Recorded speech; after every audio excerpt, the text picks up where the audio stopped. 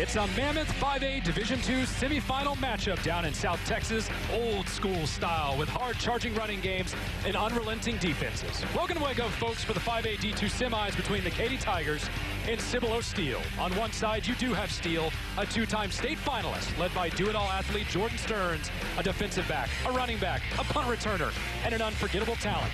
And on the other side, one of the premier dynasties in Texas high school history, the Katy Tigers, winners of 6 state titles and arguably the most dominant team in Texas this year. It's a battle of unbeatens today in Waco for the 5A D2 semis. And a berth in the title game on the line, the Katy Tigers and the Steel Knights next on Fox Sports Southwest. Welcome to Waco, Texas, folks, at Floyd Casey Stadium for the 5A Division II state semifinals between Cibolo Steele and the Katy Tigers. Two 14-0 teams butting heads and looking for a spot in the state title game. Hello, folks. I'm Travis Stewart with Dave Campbell's Texas Football Magazine, joined by DFW legend and former UNT quarterback LaDarren McClain. And, folks, two titans of high school football clashing today. LaDarren, tell me a little bit about this matchup. Well, both of these teams have done it eerily similar. They both play a stifling style of defense and a smash-mouth running game. And really, it may come down to which team can blink first. That may decide this contest at the end. And no blinking in the bracket so far for either teams as we take a look at their playoff histories. Here is regions 1, 2, 3, and 4. Katy and Cibolo Steele at the bottom. You can see Cedar Hill and Westlake. They're actually kicking off just across the way here in Waco. About the same time, the winner here will see the winner of Cedar Hill in Westlake at Cowboy Stadium next week on Saturday at 4 p.m. LaDarren, tell me about the key player for Katy today. Well, if you look at the running style and what they do, Adam Taylor is the focus. Coming off an injury from last season, he has come back and asserted himself as the dominant back. Look for him to get many touches, if almost. And from one running back to another, how about Cibolo Steele and Justin Stockton? Well, if you look at Stockton, if there's a home run hitter in this offense, it is Stockton. And he had a great performance coming off being sick last week with 2 touchdowns. He is going to be effective running and out of the passing game.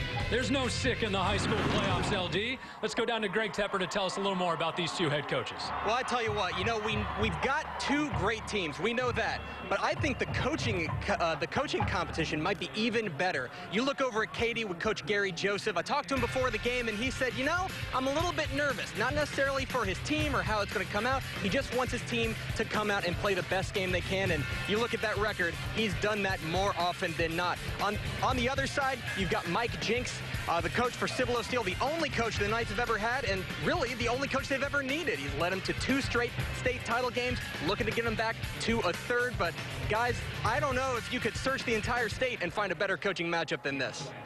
Well, we did, Greg, and this is where we ended up. Katy and Steele, one of the best matchups in Texas this weekend. 2 premier head coaches, 2 great talents in the backfield, and 2 excellent football teams. When we come up next, the kickoff for the 5A D2 state semifinals between Cibolo Steele and Katy Tigers. Today's UIL Championship Series game is presented by State Farm. Visit texas.statefarm.com or text FANUP to 35350 to enter the FANUP Truck Sweepstakes. By your Texas Ford dealers and the Ford F-Series, the best in Texas. And to DQ for the best tasting treats, eats, and drinks in Texas. DQ just tastes better. Ford has the freshest lineup in America, so we're at the mall. Celebrating. It's an Explorer. Explorer. This seats 7. In fact, I'll show you the back row. Other cars in its class wish they had this. Very fancy. Definitely a lot more space than they have in the car right now. Best in class for mileage up to 28 on the highway. Okay. Navigation, movie times can be accessed locally. It's a smart car. You're smarter than me. During the year-end celebration, get a 2013 Explorer with up to $2,500 cash back. Now at your best in Texas Ford dealer. This would be great for baby number 2. Surprise. Yeah, I'm married. Doesn't matter. You do that for me? Really? Yeah, I'd like that. Who are you talking to? It's Jake from State Farm. Jake from State Farm at 3 in the morning? Who is this? It's Jake from State Farm. What are you wearing, Jake from State Farm? Khakis.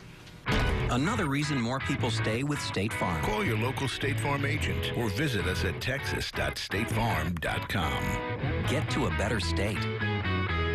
We Texans love our chicken fried steak, and nobody does chicken fried steak like DQ for just $5. Right now, you can get our legendary Dude Chicken Fried Steak Sandwich Combo or the DQ Steak Finger Country Basket for only $5. That's a mouth-watering deal any Texan can appreciate. For the best treats, eats, drinks, and value in Texas, DQ just tastes better.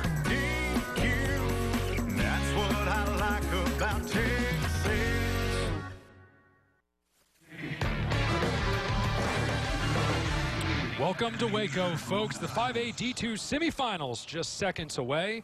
The Katy Tigers and Cibolo Steele both coming in at 14-0. Well, Darren, we've talked a lot about these two teams already. We've got some great running backs at their disposal. But first, national anthem and the presentation of the colors here at Floyd Casey Stadium.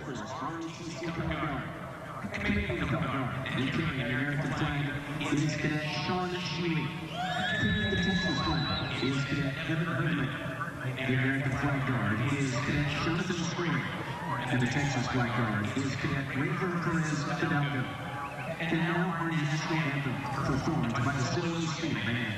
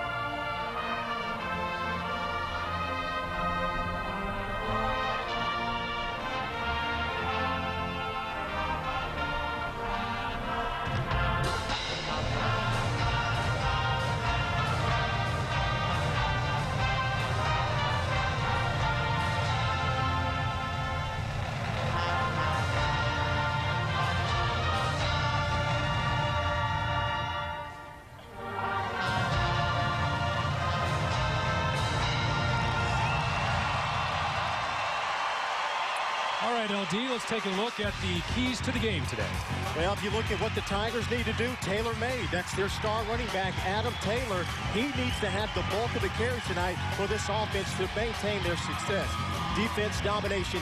This team has completely dominated opponents the entire season long, taking away something that they like to do and really making them one-dimensional. And they set the tone. Last week against Cypress Ridge, they went 49-0 in the first half. That's what they need to get off to. And if you look at what the Steel Knights need to do, hey, have a stock in Stockton, their tailback, their game breaker, get him off started early in the game as well. The pass efficiency. This team likes to run the ball an awful lot, but if they can be efficient in the passing game when it's there, they can make this defense hurt and weather the storm. It's kind of the offset of set the tone there for the Tigers. If they can weather the first half of this contest and be in the third and fourth quarter, they've got a chance to come out with a win. Well, there may be a storm on the field today, but it's beautiful weather out here in Waco. A brisk 71 degrees, the sun is shining, and Cibolo Steele has won the toss, and they have elected to receive. They will trot out Jordan Stearns, a return extraordinaire, out to their own 4-yard line, joined by Justin Stockton, two of the most elite offensive players on the team. Stearns has been a safety in the past, but he can return the ball a little bit too if you give him a chance. Well, it'll be interesting to see how the Tigers are going to play that. Are they going to kick it deep? Are they going to do what we typically have seen teams do to take their players away, is the pooch kick. Manny Mendoza steps back to kick for Katy. These Tigers aren't scared of anyone, LD. That's why they're 14-0 on the season. I bet you we're going to see one go deep right to these star players, and Katy's going to look to make a statement right away. The kickoff is a pooch. LD gets paid the big bucks for a reason. That is fair caught by Jalen Harris, the sophomore running back for Cibolo Steele. And so Steele will get a 1st and 10 against this Katy defense as we take a look at Steele quarterback Braylon McCollum now, a senior in his first year as a starter. I don't know if one-year wonder is applicable, but he does have some wondrous ability, including a big arm downfield. And LD, you are marveling at that arm strength in the pregame. Well, you know I'm a quarterback junkie, and I watch quarterbacks in their warm-ups, their demeanor, how they're going to come out and play. And when you watch McCollum, the way he snaps his passes off, now he may not get 20 attempts today, but the 9 to 10 attempts they do, he's got to be efficient doing so. They will go to the ground game first. They give it to the fullback, and Katy's there right away for a 1-yard gain. The Katy defense comes swarming in to force a 2nd and 9 as we take a look at the Steele offensive lineup. It's Marcus Wilder, Justin Roberts, Kevin Lavelle, Deontay Noel, and Cameron Jackson up front. Matt Maley and Thaddeus Thompson on the outside. Tight end Matt Moen's a key guy at the end of the line. And LG Williams, Justin Stockton in the backfield behind McCollum under center. But it is McCollum in the shotgun this time, 4 wide on 2nd and 9. They will hand it off to Stockton, and once again, the Katy defense steps up. Let's take a look at that Tiger defense while we're talking about it as we head to about a 36. Matt Diamond, the star Oklahoma-bound defensive end, at end. Cody Gessler in the middle, and then Tim Wilkerson on the other side of the line. Colton Asham, Jake Blomstrom, Cole Berry, and Carson Strickler, the 4 linebackers in the 3-4. Chris Harper, Quinn Atwood, Tanner Ebrecht, and Kyle Folks. And the secondary, don't forget Isaiah Brown. He's got 10 interceptions on the year, and he's going to be looking for a ball hawk opportunity on this big 3rd down and 6. McCollum sends a man in motion and stops him. It's a play action. McCollum looks to the left, right in. He's got a man. That's number 10, LG Williams, the fullback coming out of the backfield. That is going to be enough for a 1st down, a 7-yard gain. And LG, you talked about weathering the storm. Well, the avalanche hasn't fallen yet. Steele lands a punch right in Katy's face. Well, Travis, this is what you got to do. You've got to mix up the play calling.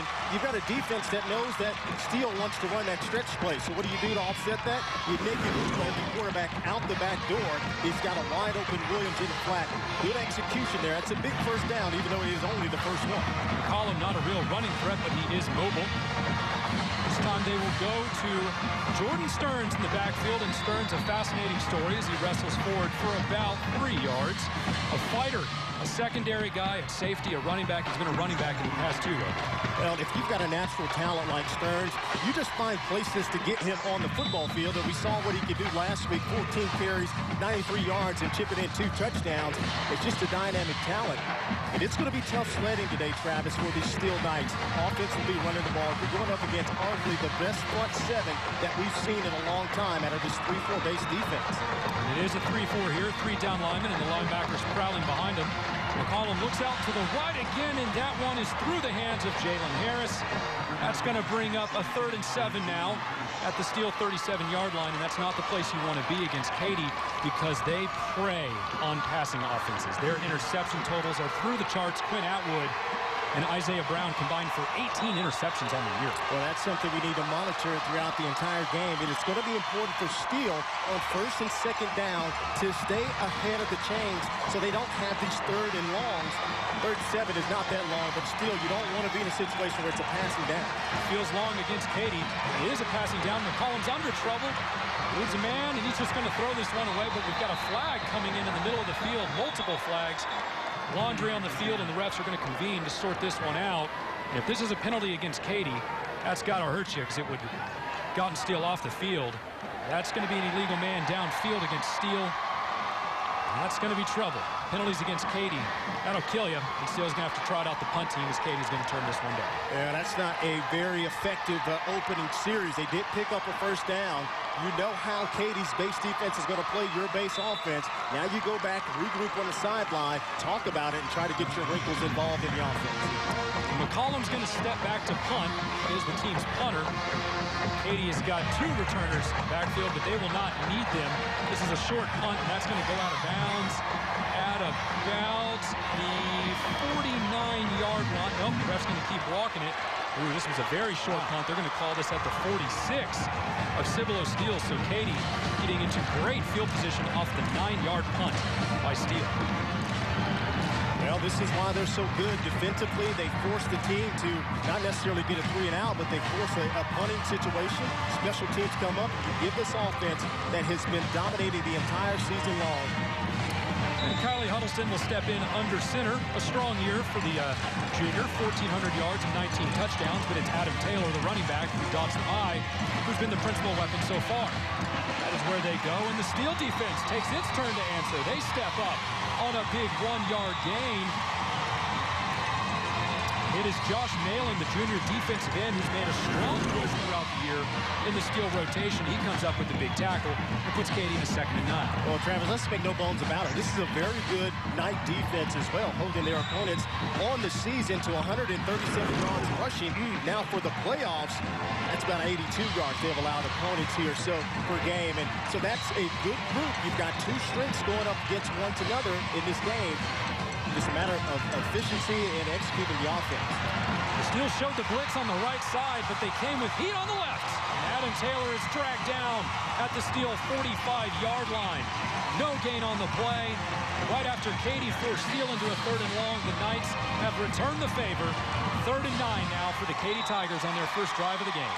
You look at these defenses, it's almost seeing yourself in practice because they go against the same offense. In practice is what they're going to see today. And that's why these defenses have a distinct advantage thus far, jumping to the point of contact, being more aggressive, and playing behind the line of scrimmage. That's so key to them. Katy's going to set up in the strong eye and be the wide receiver in motion. And they will go back to the ground game, and there's Taylor. Picks up big yardage down to the Steele 30-yard line, a 15-yard run. Katy has a first down, and that shows you how dangerous this offense can be, LD. You're in a 3rd and 9. That's pass all the way, right? No. They go to Taylor up the middle between the guards. You got to go up front to your big guys who've got it done for you all season long. 4 seniors on the offensive line, Travis. 1 junior, Kyle Miller, number 65, number 79, Javier Lopez. They did a great job of a combination block that opened up the right center of that defensive front. And Taylor, the school's single-season record holder for rushing touchdowns in 36. He's dragged down after a 3-yard loss along the right side as we take a look at the Katy offense. It's Corey May, Vince Scribonic, John Kalog, Kyle Miller, and Javier Lopez, the returning all-district pick along the offensive line. Garrett Dragoo and Kyle Folks, the nationally known sprinter out wide. Sloan Spiller at tight end, Alex Fisher at fullback. And there's Mr. Taylor, Adam Taylor, lined up right behind Kylie Huddleston. And they've got Taylor dotted in the eye once again. Huddleston will check the defense. That looks like a busted play, and Steele is right there on top of it. Huddleston dragged down for a loss by Carl Cunningham, the junior cornerback, 158-pounder, but he played big there, got in the backfield. As we take a look at this Steele defense, Matthew Simmons at defensive end, the partner to Josh Mala on the other side. They will flank Corey Stott and Mason Martinez. At linebacker, it's Garth Tubbs, Jalen Maddox, and Justin Garcia, and then John Burton, Carl Cunningham at the corner spots, Jordan Stearns at strong safety, and Tyler Petoskey at the free safety spot, as Katy now sets up for a 3rd and 11. Huddleston on the straight drop. He looked deep on the left side, but it wasn't there, and he's going to scramble. But Steele's on top of it, and they will drag him down about 4 yards short. A 7-yard gain for Huddleston on the keeper. And now LD decision time. You're in a 4th and moderate. Is this a go for it, or you kick a field goal? Well, I think you have to try to get the points where you can get them. But if I know Katy, in their history, hey, they don't believe in trying to get the cheap little points. We're trying to go put 6 points in the end zone and take advantage of this field position that you've got. Go for broke, huh? Go for broke. And it's just a matter of what play call that you like to do. Do you spread them out? Do you get the shotgun, let Huddleston pass the ball downfield? And they're in the Wildcat with Huddleston set outside. It's a direct snap to Taylor. He's looking for space. It's Rodney Anderson, actually. He's going to break a tackle and worm his way through for a first down on a 10-yard gain for Rodney Anderson on the Wildcat keeper. And Katy will have a first down at the Steele 14-yard line as we tick underneath 6 minutes to go in the first quarter. And the Knights have this play defense pretty well. And if you look at the outside, Garth Tubbs, number 45, did a good job maintaining outside contain, but he doesn't make the play. And when the team came in, the rest of his teammates couldn't make the tackle. It's a good run there by Rodney Anderson. A good individual effort picking up a big 4th down. That should put Katy in perspective for you. 4th and short, they go to a sophomore running back in the Wildcat. That's how deep they are in the backfield. But now it's Taylor again in the I formation. This is a play fake. Huddleston's looking for a man. Throws across the middle. That one's incomplete. He's looking for Logan Audie there. The ball comes up short. Steele can force him into a 2nd and 10. Well, he got away with one there. The one thing you cannot do in the quarterback position is throw late across the middle of the defense, because easily right there, Jalen Maddox could have made a step on it. Almost makes a play on this football, but I like the play call. You hit him with the run. You hit him with the run. Get your quarterback out on the edge off the play action pass. Pretty sure they'll come back to that later on. Get a notebook. Fans, LD was a pretty good quarterback. You'll learn something today if you listen. Easy, man. This handoff up the middle. That's going to be a 5-yard gain. Brings up about a 2nd and 5 to a 2nd and 6. We're in that range. Katy once again in a 3rd and medium. Travis, I think you and I, we talked about before this game, this is going to be a mano-a-mano type of football contest. There's not going to be any kind of trick plays going on. It's going to be, hey, I'm going to run it here, and I hope your guys can stop me from doing that. And we're kind of seeing that here from Katy here. They're doing exactly what they want to do, get in different formations at times, but do what they do best and run straight at you. And that is another run straight at the Steele defense, but they will pile up the ball carrier short by a yard. That's going to bring up a 4th and 1. That was Taylor along the left side, but submarined by a stout Steele defense. For the second time on their first drive, Katy's got to make a decision. Well, I think it's clear. You've come this far. Your guys up front seem to be working together. They're hungry, and offensive linemen like to fire off the ball in one block, and you've got less than a yard. I don't even know if it's even the length of a football here to pick it up. Let your guys eat and go get it. Yeah, if there's one way to describe either of these offenses, it's not subtle. It's a lot of straight ahead, and they're in the full house formation now. A lot of beef in the backfield. Man by Taylor, and that's where they go on the toss on the right side. He's got a block, and he's got a touchdown. Taylor into the end zone from 5 yards out, and Katy's on the board first, 6-0, behind Adam Taylor's 37th rushing touchdown of the year, adding to his school record total. One of the biggest offensive lines in the state and very athletic. The toss sweep, and he gets a good block by number 42, Alex Fisher, on the toss sweep. And even the quarterback gets in there on the convoy, getting Taylor into the end zone. Our football at its best, Travis. Get load of it today, because it's going to be a dose of it. PAT is up and good. Katy takes the 7-0 lead at the 4:12 mark in the first quarter here in Waco. When we come back, Steele looks to respond in the 5A Division II state semifinals.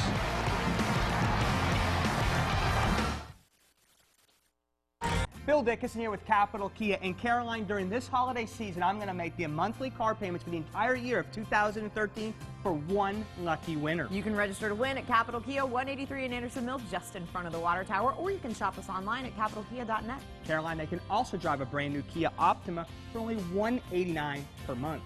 One lucky winner, all 12 payments, regardless if you bought from us. That's right. Remember, if I can't beat a new car Kia deal in Texas, I'm just going to give it to you. Crockpot, Sarah Johnson, Denver. Check. Talking Fish, Eric Smith, Tampa. Check. Man, give them what they really want. Oh, yeah. That's the good stuff. Get 1,200 watt 12-inch subs. List 180, just 49 bucks. Get 2 Rockford 5K 12-inch subs with sub box. List 300, just 99 bucks. Sony in-dash screen with built-in navigation. List 900, just $4.99. I got what I wanted. You can, too. All stores open this Sunday. Everything's on sale. Go Scoreboard Live tonight at midnight on Fox Sports Southwest. Welcome back to Waco as we take a look at Katy running back Adam Taylor, who just bulldozed his way into the end zone for his 37th rushing touchdown of the year. Taylor coming off a frustrating junior season, LD, where he missed his entire year on a torn ACL. Boy, howdy, has he made up for lost time as a senior. Oh, he's been impressive, averaging over 160 yards a game. Coming into today's contest, 4 touchdowns, 169 yards rushing last week for the win over Cypress Ranch. He looks as good as ever. I mean, just effectiveness in his running game, the power running, and then the speed to bounce it to the outside and complete that. Manny Mendoza with another pooch kick. Steele will step up and fair catch it at about their 33-yard line. So far, Katy not willing to send the ball deep to Jordan Stearns. We're going to take a break. When we come back, we'll take the field behind running back Justin Stockton, down 7-0. Ford has the freshest lineup.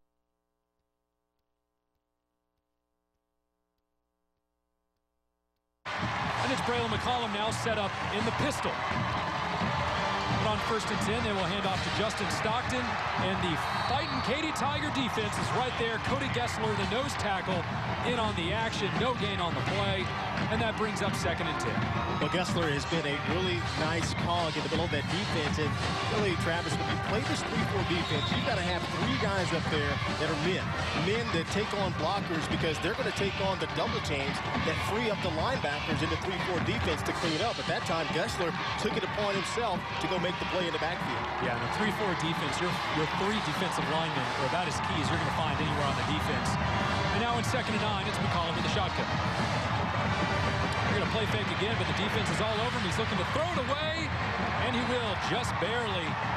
as number 4, Isaiah Brown, was closing in on perhaps his 11th interception of the day. Matt Diamond, the defensive end, headed out to Oklahoma, closing in on McCollum 4 behind. Diamond, he was a tight end and a defensive end last year, but he puts his speed and strength on display here, LB. Well, McCollum wants to go outside to Matthew Mell, number 20, but Mell takes a little bit too long coming out of his break. When you've got a quarterback that is under rest, you've got to understand where you are in the game. You've got to get in and out of your breaks in the passing game to give the quarterback a chance. There's an adjustment period against this Katy defense. They are as fast as they come. Now it's McCollum again on the straight and drop. The blitz up the middle. The offensive line picks it up, but the ball's over the wide receiver's head. And that's going to bring up now a 4th and 9. It's still 3rd and 9, I apologize. And Steele, I think they've got to throw a 4th and 9. Steele looks like going to be punting again here. McCollum in there whenever you drop the quarterback back. They've always got that option, I guess, to throw or punt. But on their own 34-yard line, probably going to send this one away. Well, they had a play on there. They had a good one. Thaddeus Thompson ran a pretty good route to the outside. McCollum just missed it. And that's something that you'd have to put in your memory bank and say, hey, come back to that later on if we get that same defensive style of look there. Katy drops back Kyle Fulks looking to pick up the punt return. The 26, Rodney Anderson, joins him back there.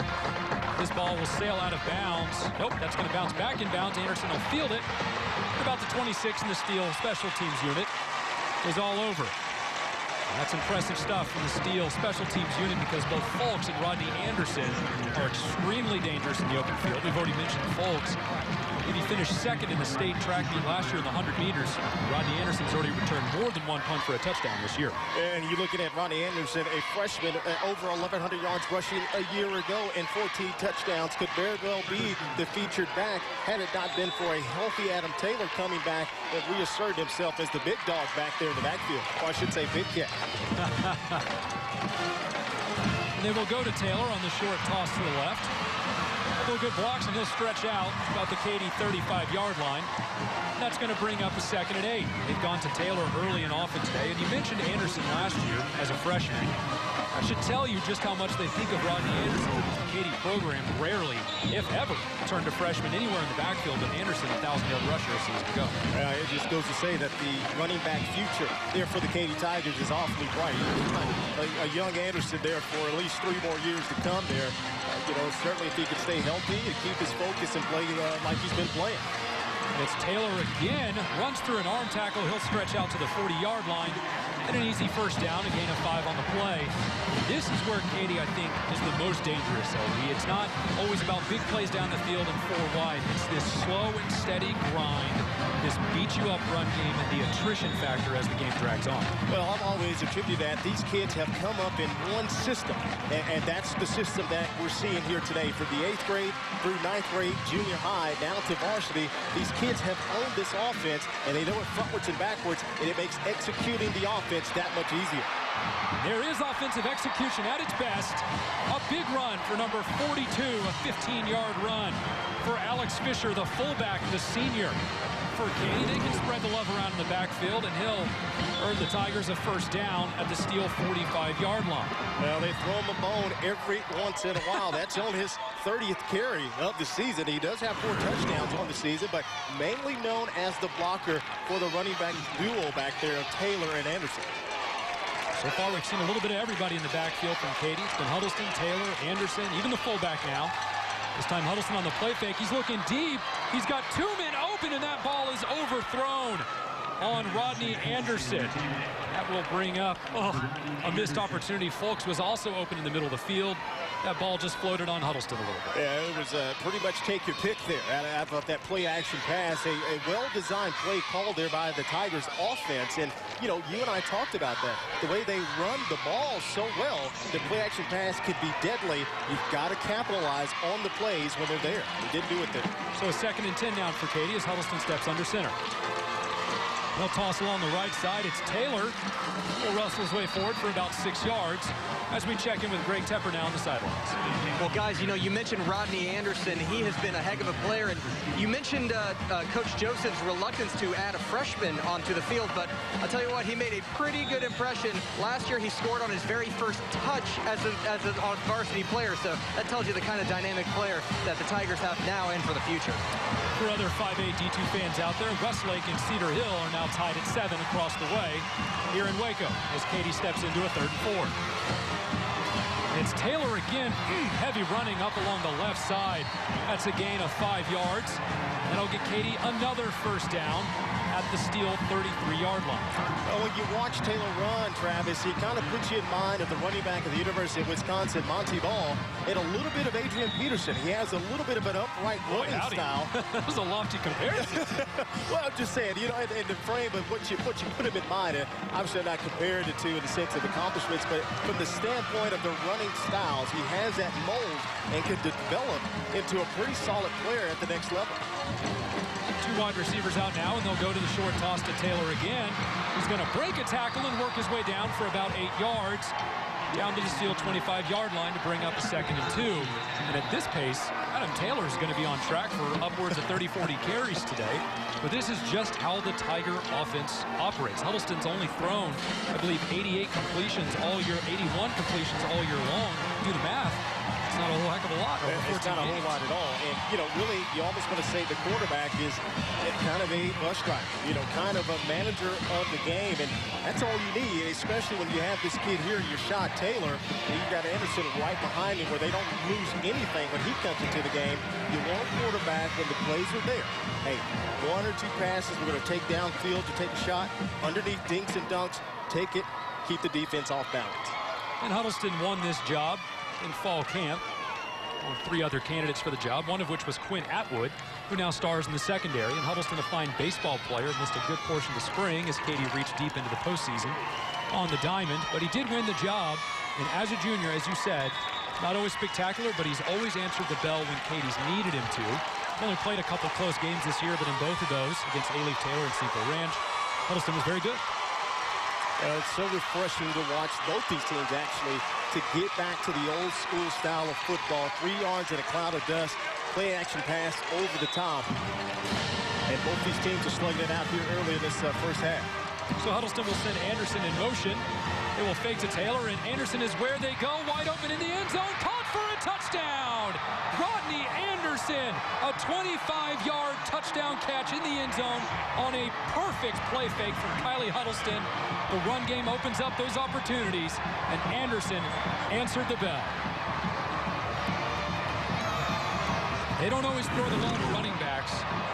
Rarely go to Adam Taylor. But when they do throw to a back, Anderson, who they can frequently split out wide, is a popular target. He was behind Carl Cunningham from Steele. He was a little in on the offensive play call. PAT is up and good. And Katy moves out to a 14-0 lead with 24 seconds left to go in the first quarter. Well, when you look at this play, it's set up pretty well. And, you know, they've had success with the stretch play, but this time, quarterback pulls it back, keeps on his route, and all the while, number 7, Carl Cunningham, is looking in the backfield as a run supporter, forgetting where Anderson is, and he gets in behind him with the over-the-top pass. So as we're talking about Huddleston, he shows that he may not be able to throw the ball all that often because of the run game, but when you do with Katy, it's often downfield. It's often with a big play on the line. You have to make those. Well, I think he's the perfect fit for this offense. Now, I honestly believe you put Huddleston in a spread offense, I think he could do well. I think he has the tools, obviously with the baseball mentality with that arm. He can throw the football. Let's make no question about that. But for this offense, he is a perfect fit of managing the game and taking your shots downfield when they're there. Manny Mendoza will line up to kick off again.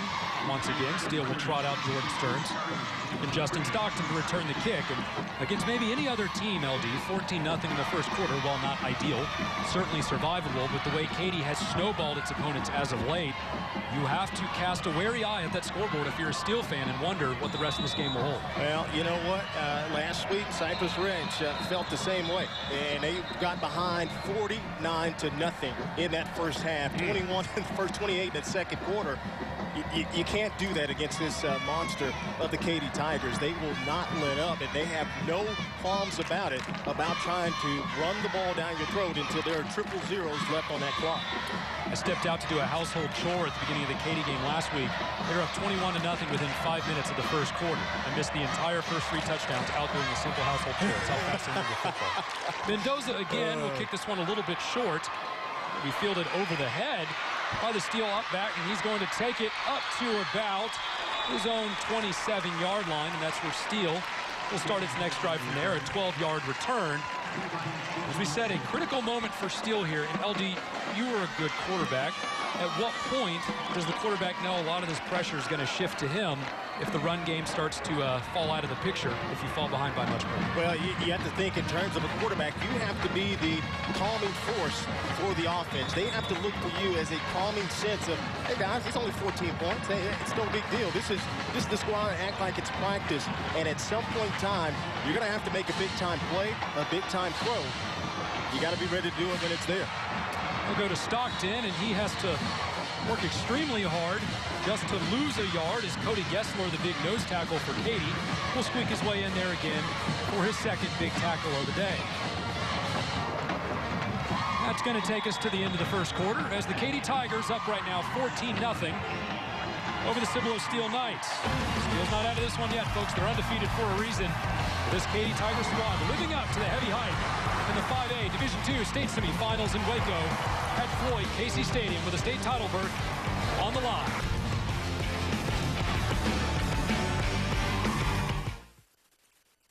Right now, Ford has the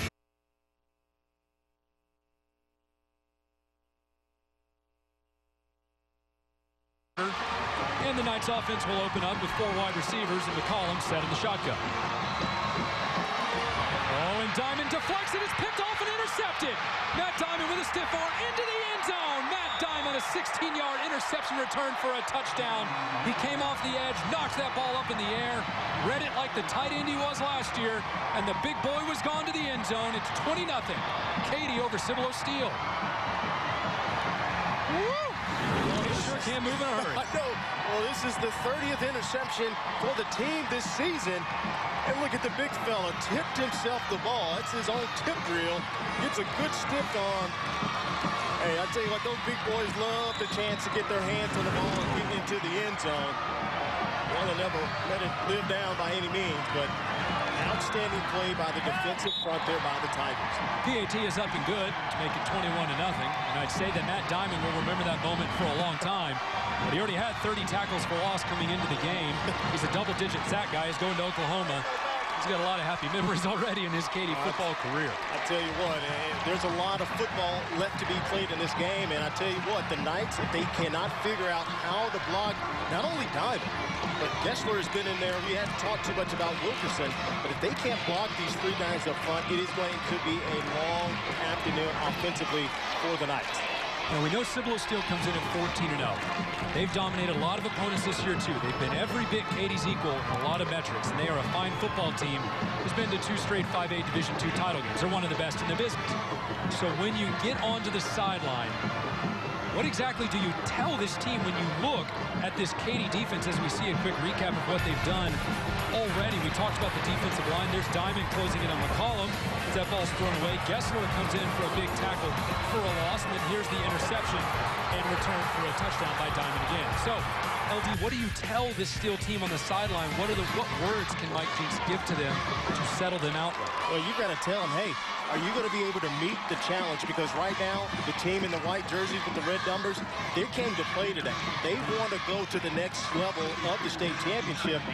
You need to challenge your players. Hey, we've done what we've done all season long. We haven't been down 21-0 the entire season. In fact, the last 3 seasons, we haven't even been in this situation. And now you have to come out here and meet the challenge and take it literally. I know it's cliche. One play at a time is an offense.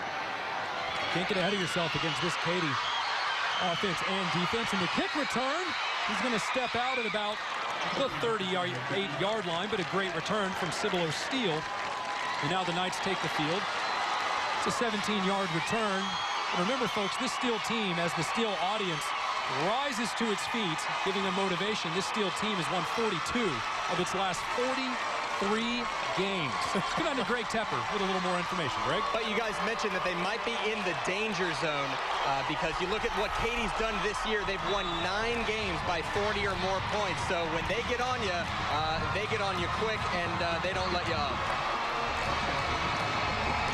And Steele will go to the fullback on this carry. Nothing says strength and stability like a fullback, right? He's going to be tackled after about a 5-yard gain, bringing up a 2nd and 5. As LG Williams gives him a little grounding pound in between the guards. Travis, I really think offensively, first down is their best down to pass the football. And you see Williams there, his numbers on the season been very effective at the fullback position. But I think they have to mix it up a little bit. Throw on first down to give you more of an opportunity for 2nd and 3rd down. Wilson Stockton along the right side, and there is just nothing there. Garth Tubbs, the outside linebacker. Matt Diamond in the area for Katy. On about a 2-yard gain for Cibolo Steele, bringing up a 3rd and 4. And if first down's the best down to throw the ball, 3rd down maybe the down they have to throw the ball. Yeah, and you know what? If you and I know that, then you know the guys on the opposite side of the line of scrimmage know it as well.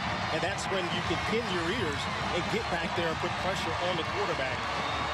Definitely need to watch out for number 94 Diamond here. Steele has 12 plays for just 20 yards, and Stockton weaseling his way out to about the 48-yard line. They're going to mark it right at the 48, but we've got flags down on the field, and this would be disheartening for Steele if the first down gets pulled back because of a penalty. It is a personal foul. Face mask on Steele. Uncommon call to see a face mask on the offense. That's going to push Steele well back here. It's going to put them in a bad position against a Katy defense that can smell a little bit of blood in the water. Yeah, and a certain passing situation here for the offense, and they just cannot get themselves going here offensively. Can't get out of their own way, so to speak. And really tough, and I've really been impressed with the defensive front 7 for Katy in the sense that I've seen a lot of football teams this year. The first time I've got to see the Tigers play, and the one thing that stands out is their energy level, their motivation to get to the ball carrier as a cohesive unit. And when they get there, the player goes down. There's no extra yards involved. It is a quick tackle and down. That's going to bring it a short 3rd and 19. Steele's going to send 2 men out wide. Colum is going to throw this one. A little hitch route to the outside, and a great catch by Matt Maley. He's going to pick up a good chunk of the penalty yards. That's 11 yards in the game to the left side. But that's still going to leave Steele short by about 8 yards. The Knights are going to have to punt again. Yeah, that play there is going to be there today because these cornerbacks are not really being pressured by anything going deep, so they're going to play a little bit loose. They're going to give you that 8 to 10-yard curl route or outside route to the sideline. That play is there on first down, and I think if they attack like that, it'll loosen up this defensive front. We have a timeout now. Two teams are going to talk it over before McCollum sends away his 3rd punt of the afternoon. So, LD, we'd obviously heard about Katy and what they've done to so many teams this year. As Greg mentioned, how many games they've won by 40-plus and what have you. How so far does this team live up to the billing that you had heard coming in? Well, I think from a execution standpoint, I think they're as good as it gets. And as far as the attention to details, the little things, a little bit of the receivers blocking downfield on offense, the quarterback carrying out play fakes, the offensive lineman getting in excellent position where they're not getting caught for a hole, and then defensively, by impressive as you can come as a team playing 11 players doing their 111. And here's the playoff run that Katy's been through so far. They set a school record for points in a single game and by district against Westbury with a 77-7 win. Beat Langham Creek next week, 49-0. Langham Creek, a high-scoring offense. LaPorte 55-10, and then last week over Cy Ranch. Well, they made amends with that LaPorte game. That's the team that knocked them out a year ago. 9-7 of all the scores. McCollum gets a good punt here, and Katy will call for a fair catch at their own 25-yard line. And we'll head to a break with the Tigers up 21-0, and looking every bit like a 14-0 state title favorite in 5A. Dude, check out that pile of gifts. What do I spy with my sweet...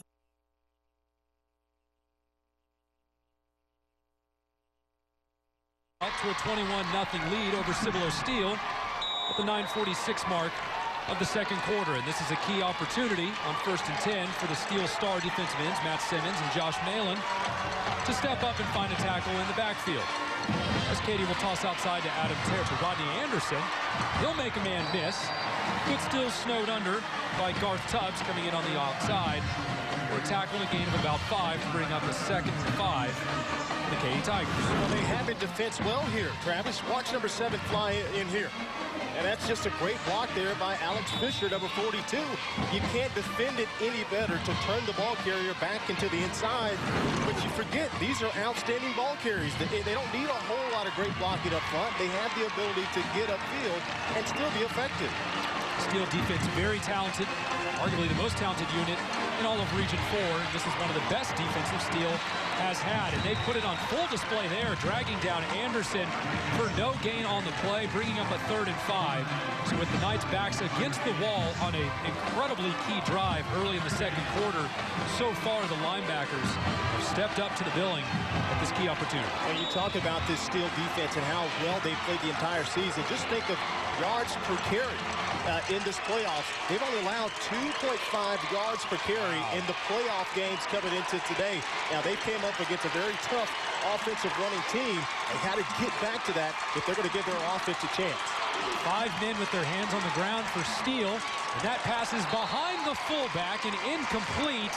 And the Steele Knights defense answers the bell. They force a stop, but we do have a man down in the backfield for Steele holding his midsection. That's number 52 for Steele. It's Matt Simmons, a star junior defensive end, a guy that in the offseason was feeling a little underweight, as the coaches told him, so he said he led off all his mornings with an omelet, bacon, sausage, protein shakes to fill out. Had a good game so far, a little banged up right now. Coaching staff attends to him. And another 5A D2 action at Cedar Hill and Westlake. Cedar Hill has moved out in front, 14-7. And in 4A Division II, Cedar Park took an early lead over Manor at halftime.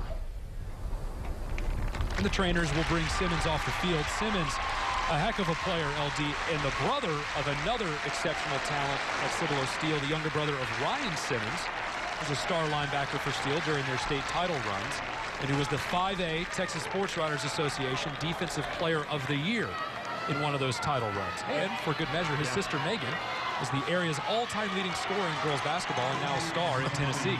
There's definitely some talent in that family, in that bloodline there. And you know, you hope Simmons can get back into the game because they're going to need him. They're going to need that pass rush on the outside. And not only that, but the run defense to maintain those edges. And here comes the punt from Austin Adams. That ball will kick backwards over the Steele 40-yard line and be down at about the Steele 42. And the Knights offense triumphantly charges onto the field, looking for a way to get back in this game.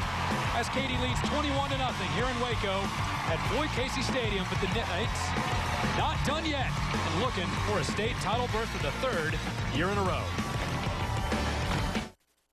Ford has the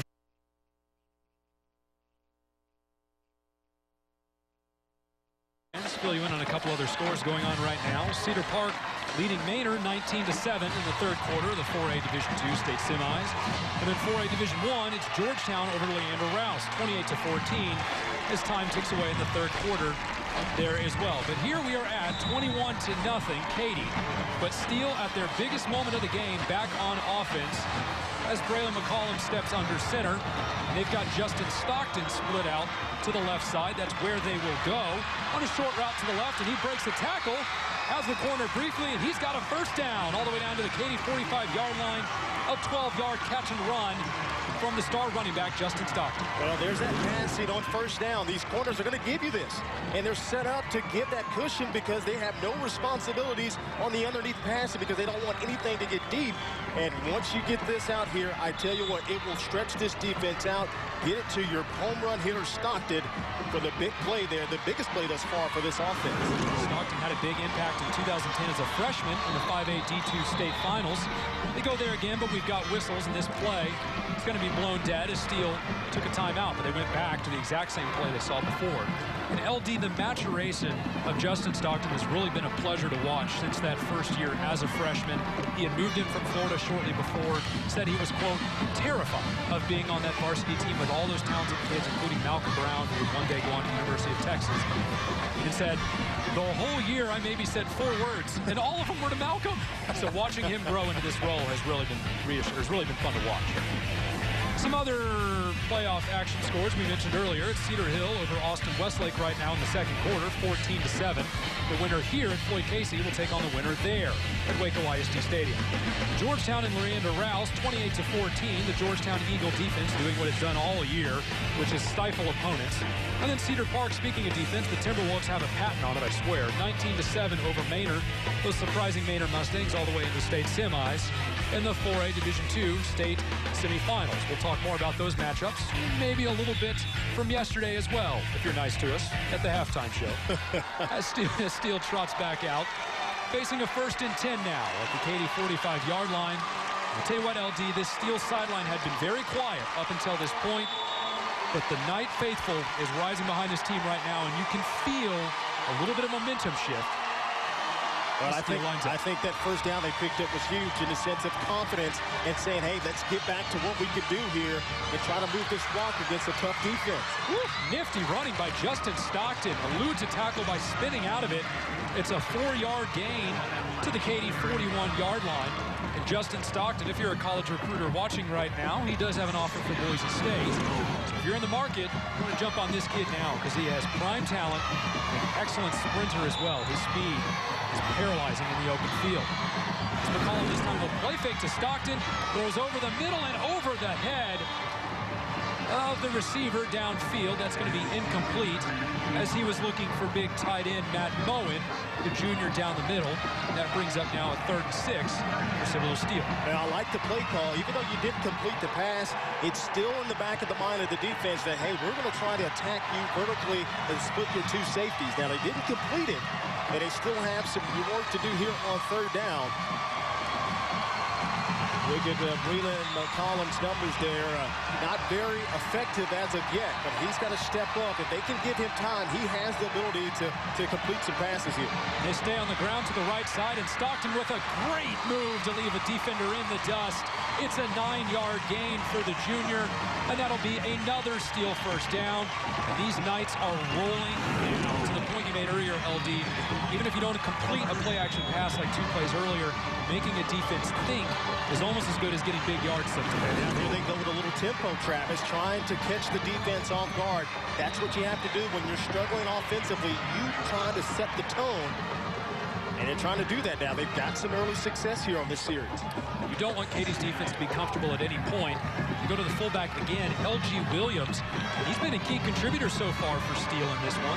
Didn't have many carries coming down the season, just 57 carries for 320 yards and 3 touchdowns in 14 games. He's been a key factor today. That ball is loose as McCollum drops it on the handoff. Ooh, and disaster strikes as the defensive line closes in on McCollum. Big 95 for Katy all over the play. That's Tim Wilkerson, the junior defensive lineman on the other side of Diamond. And now Steele is stuck in a tough-to-convert 3rd and 14. Well, you know what? It is the state semifinal round, and you can't have these things happen. Really, if it's no matter what, if it's the 6th week of the season, you cannot have a fumble exchange like that from the quarterback. Split backs. McCollum will fire to the left, and it's over the head of Matthew Maley, bringing up a 4th and 14 now.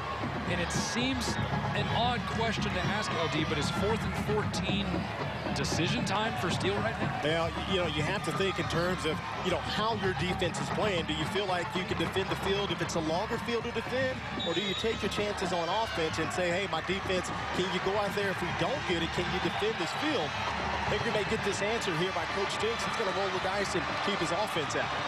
Could still opt a quick kick from the 36-yard line as McCollum is their punter. But they do have Stockton split out next to him here in the backfield and 3 wide receivers to the left.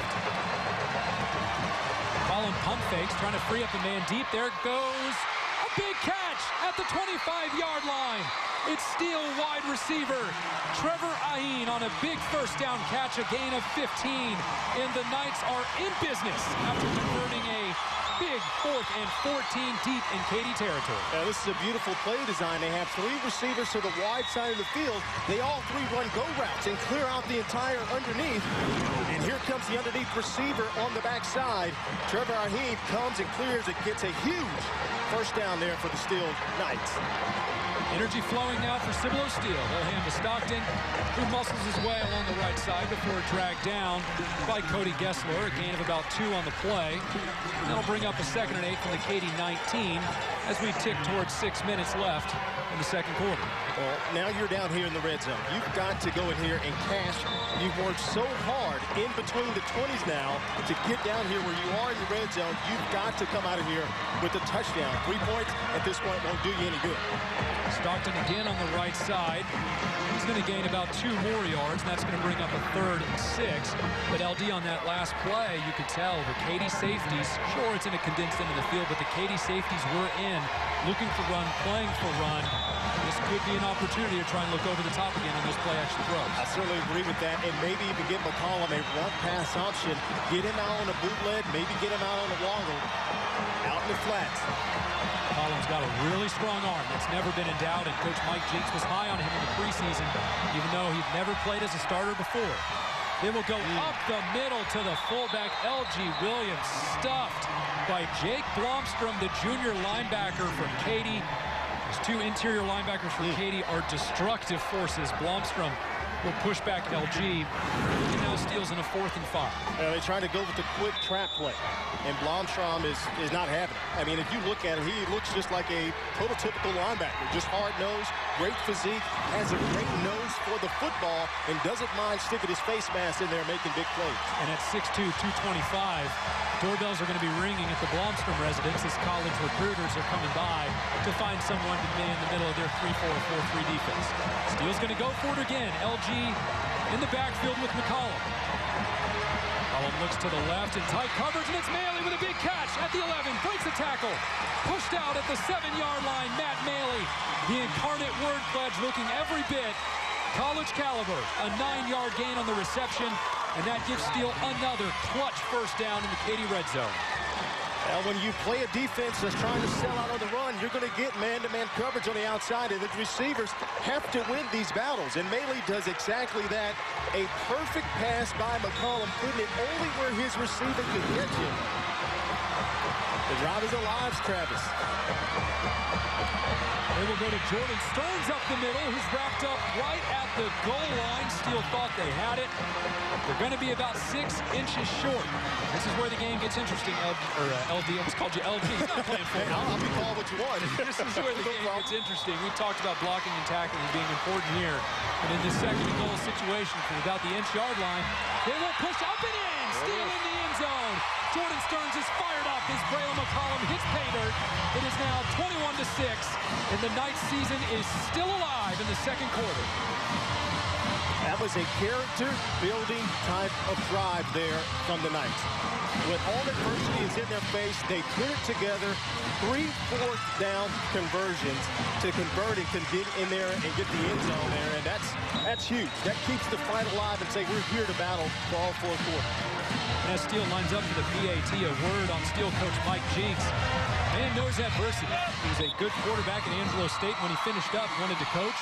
Didn't have a teacher's license and was waiting tables at a Mexican restaurant in San Angelo when he stumbled onto some Clean Ellison coaches who decided to give him an opportunity. His head coach at Angelo State covered a loan just to get him into Killeen so he could take his first job. And now years later, he is a superstar coach at Cibolo Steele and one of the great guys in the coaching ranks. You can certainly watch him on the sideline. Even at the beginning of the game, Coach Jinks has that fire mentality about him. He's just one of these guys that the players can relate to. You know, and as a former player, you'd like to see that. You'd like to see your coach get fired up and out there. You want to go play even harder. And a recap of the Steele drive now. LD mentioned those 4th down conversions. Here was a big one, a pump fake. The wide receiver over the middle would be a big first down on 4th down. McCollum again looks to the left side, and this time it was Matt Maley before he was wrestled out of bounds. And then the quarterback sneak by McCollum to get into the end zone. We mentioned it briefly earlier, worth revisiting again. Mike Jinks talked about, even though McCollum had never been a starter before, he thought that he had all the makings of a star. As a matter of fact, McCollum's dad was a high school teammate of Mike Jinks at Converse Judson once upon a time, a family connection to Mike Jinks and his talent in the season. Well, it's no better to judge talent at the quarterback position than Mike Jinks. I mean, that's what you like to have. If you feel that one of your guys can be that leader on and off the field, mind you got yourself set up for success, and that's what they have here today. And one of the keys to the games that you and I talked about was weathering the storm for Steele. They may very well, if they could come out of here and at least hold this position and not be down, say, 28-0 or even 35-0, I think they'd have a chance to weather the storm if their defense can go out here and stop them again. So senior kicker Evan Kotzer lines up for the kickoff for Steele. Katy will send out Folks and Isaiah Brown on the return. Ball's caught early at the 28-yard line. Steele will wrestle down the return man at about the Katy 38.5-yard line. Well, LD, we talked about how much this game can change. Imagine what a turnover by the Steele defense would do here for this fan base, for this team, and in a game where it looked like Katy was running away with it early on. You know, this defense has 18 interceptions on the season. Now, it's going to be very far and few between to get an opportunity to do that. Katy's not going to pass the ball too much in this type of situations. But the main thing that you have to do, if you're going to strip the ball, make sure you secure the tackle first, because these running backs can break a tackle and go to the house on it. We'll give it to Taylor over the right side. Katy's gone heavy on that side with right tackle Javier Lopez all day. And Taylor will gain about 6 yards and bring up a 2nd and 4. And we talked about the Katy offensive line. We can talk about a guy who's not there right now, and that was Aaron Sowell, number 68, who was one of their star linemen early in the year. He got hurt midway through the season after missing all of last year as well with an injury.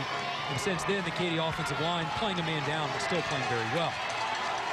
And that's the caliber of a championship team there, Travis, is depth. The next guy has to step up, and they've done that the entire season long.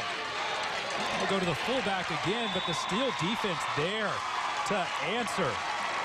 Linebackers and defensive end close on that one in a hurry. Josh Malin, the defensive end, the junior, was there in a heartbeat to cover it up. And I tell you what, we talked about Simmons and Malin. Simmons has, I believe, a 7-foot wingspan, or Malin has a 7-foot wingspan, and Simmons is 6'8". Neither of those guys are taller than 6'4". So just unbelievable length at the end spots make it difficult sometimes to get to the corner. As Katy sets up for a critical 3rd and 3 at their own 46. Steele defense is there. Taylor fighting and brought down. Jordan Stearns, a tackle for loss. That'll set up 4th and 9, a 6-yard loss on the play. The Steele defense is fired up. Justin Garcia, the outside linebacker, in on the equation as well. Taylor fought, but there was just no daylight as Justin Garcia closed down the door, LB. Well, the cornerback play on this run-stopping defense has been outstanding at times here, and they do a great job of that, of maintaining outside leverage. And it's a great scheme. When they see that toss sweep, these cornerbacks are taught to go straight inside on the V-line and disrupt the blocking there. Speaking of blocking, Austin Adams' punt barely gets away. And that will be down to about the Steele, still rolling 22-yard line as we go down to Greg Tepper after the 38-yard punt. Greg. Coming up next on the Ford High School halftime show, we're going to have so many highlights, so much analysis from the first half of this one. It's really lived up to the billing so far. Plus, we're going to check in on scores from across state, see who's already punched their ticket to Arlington, who's trying to punch their ticket today. We'll have a special guest up in the booth. All that and more on the Ford High School halftime show. Thank you, Greg. And Justin Garcia was the guy who made that big tackle for loss on 3rd down. He was their leading tackler so far this year. 106 tackles and 22 tackles for loss as an outside linebacker in a 4-3 system. As McCollum steps in on 1st down, looks to the outside, and Justin Stockton breaks a tackle and knocked out of bounds at the Katy, or at the Steele 35-yard line on a 12-yard gain. And LD, we talked about the momentum shifting earlier. No doubt, it's firmly in Steele's game now. Yeah, this is an opportunity to take advantage. If there is a weakness in this Katy defense, it's the secondary tackling at the cornerback positions. And you saw there, put one of your better athletes out in space against their corners, and he's going to win that matchup 9 out of 10 times. And Stockton is out to the left again. This time he runs a deeper route. McCollum throws, and it's caught by Justin Stockton in double coverage over the top of Kyle Folks from Katy, a 35-yard gain. The Steele sideline is in hysterics, and this stadium is on its feet as Steele is moving now on the Katy side of the field, 1st and 10 at the Tiger 29-yard line. It's just amazing what you can do and how your offense opens up when you open the playbook on 1st down. It set the tone and set the table now for how they call the rest of this game. They will give it to Jordan Stearns up the middle. No one to beat. 5-yard line. End zone. Jordan Stearns, a 29-yard touchdown run.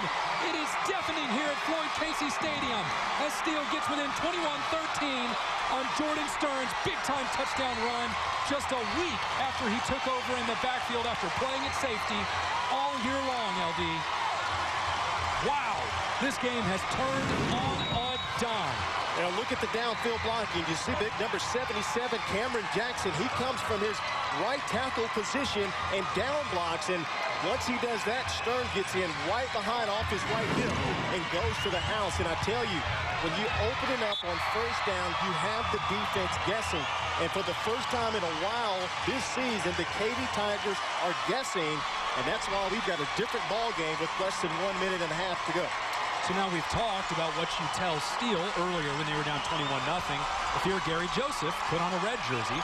What do you tell the Katy players right now as it feels like the momentum and the trap door's been pulled out from underneath? Hey, for one thing, hey, let's all take a deep breath here.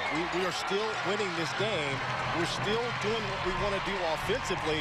We just have to execute and pay extra attention to detail. And that's why they're such a great team, is that they do the little things. Let's get back to blocking and tackling, first of all, and that'll set the stage there for the rest of how we can play against Steele here. So obviously the 2 touchdowns for Steele would riveted this fan sideline by Justin Garcia. The defensive line crashing down early on in the series to really make Katy sweat offensively, something they haven't had to do with their great ground game. They're averaging well more than 200 yards rushing a game. They're one of the best rushing attacks in all of Texas. They're averaging more than 50 points per game. One of the most prolific offenses, not just in Class 5A, the entire state. Yeah, absolutely. And if you're Katy, you had to think at some point, hey, this is the state semifinal round. We have to feel that Steele's going to come back and try to swing back at us at some point in time. And that's what they've done. Now, can they react to getting hit back in the face, so to speak, here? Can they come back with a little bit of adversity here in this game and get back to increase their lead? Brown will receive this one at the 16-yard line. He's got a crease. He's got a block on the outside. Makes the man miss. The Steele defense still fighting before Brown is brought down at the Katy 38-yard line, and that's a 31-yard return for Isaiah Brown, a guy who knows a thing or two about San Antonio. He used to play Conference Judson before he came out to the Katy Tigers, and now, boy howdy, the Tigers needed something. A big kick return was part of it. And now that they're up near midfield, you've legitimately got an option if you wanted to play fake here and look deep to try and steal this momentum back with 1:18 left in the 2nd quarter. And if I'm defense for the Steele Knights there, I'm saying that exact same thing. Safeties, pay attention, read your keys. Don't get caught looking in the backfield. Make sure you stay as deep as the deepest man and not let anything get behind you. But it will be the run, the tossle on the left. Bang! Steele defense steps up, and they say the ball's out. Oh, and it is! Steele's recovered, and Adam Taylor fumble. Number 3 for the Cibolo Steele defense, Justin Garcia, for the 2nd straight play, has made a huge effort on defense, and Steele now driving in Katy territory. Oh, wow, I can't imagine a game changing like this as much as I can remember. Steele will take over on offense. Wow.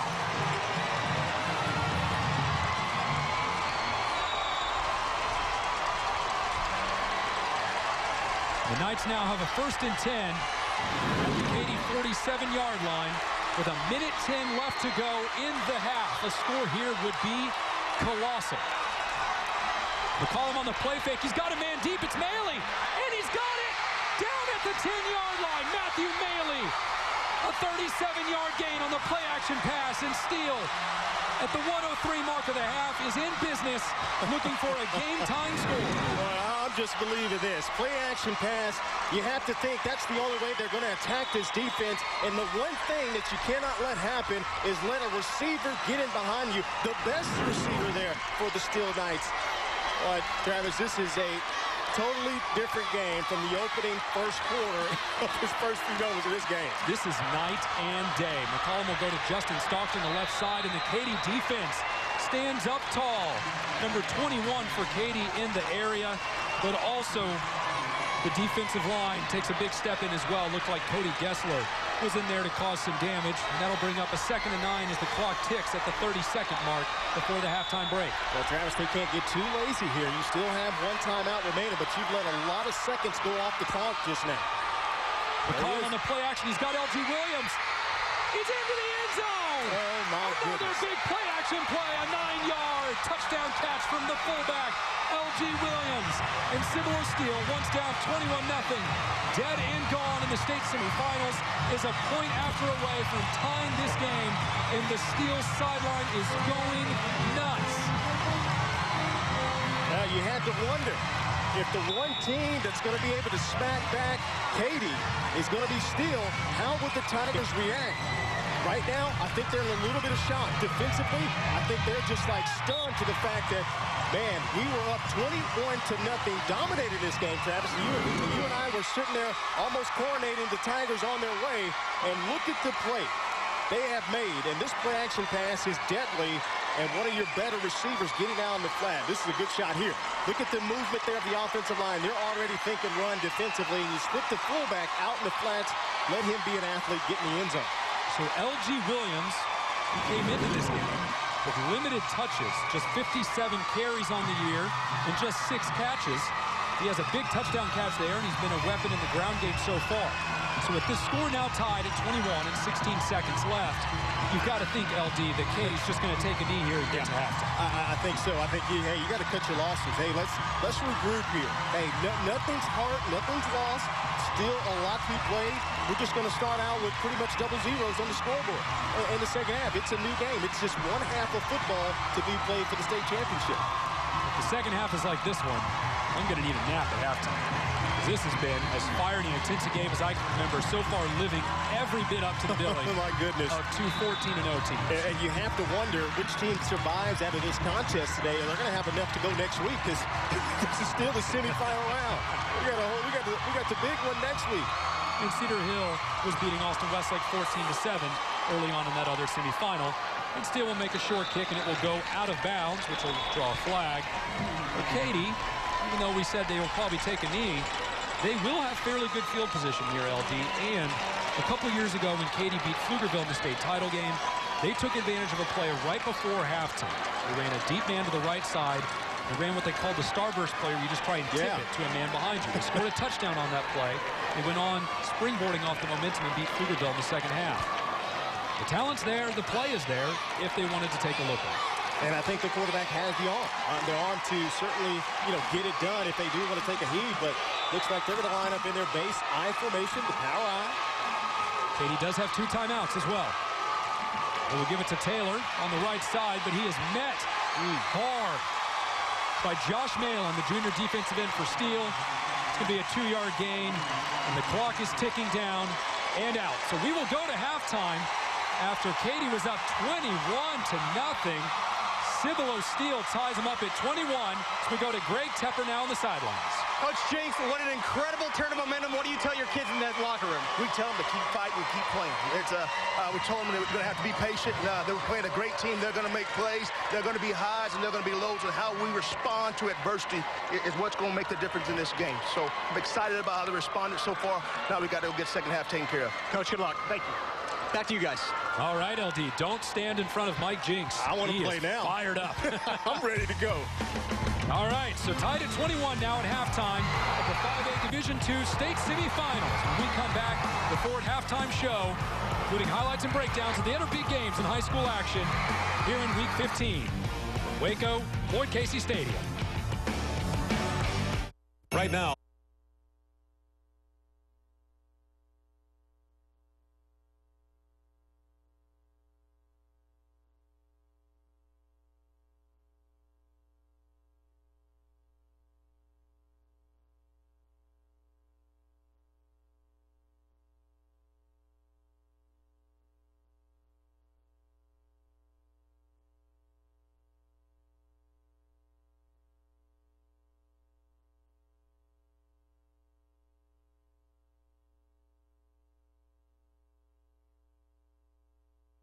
down on the sideline. So as we close in on the kickoff of the third quarter, LD, what do you think the halftime message is for both of these teams? And let's go ahead and start with Katy. Well, if you're Katy, you have to be saying to your kids, hey, we're in a dogfight. Hey, they hit you back. It's the first team all season long that says, hey, we're here. We know you're Katy. We know you're big and bad, but we're here to play as well.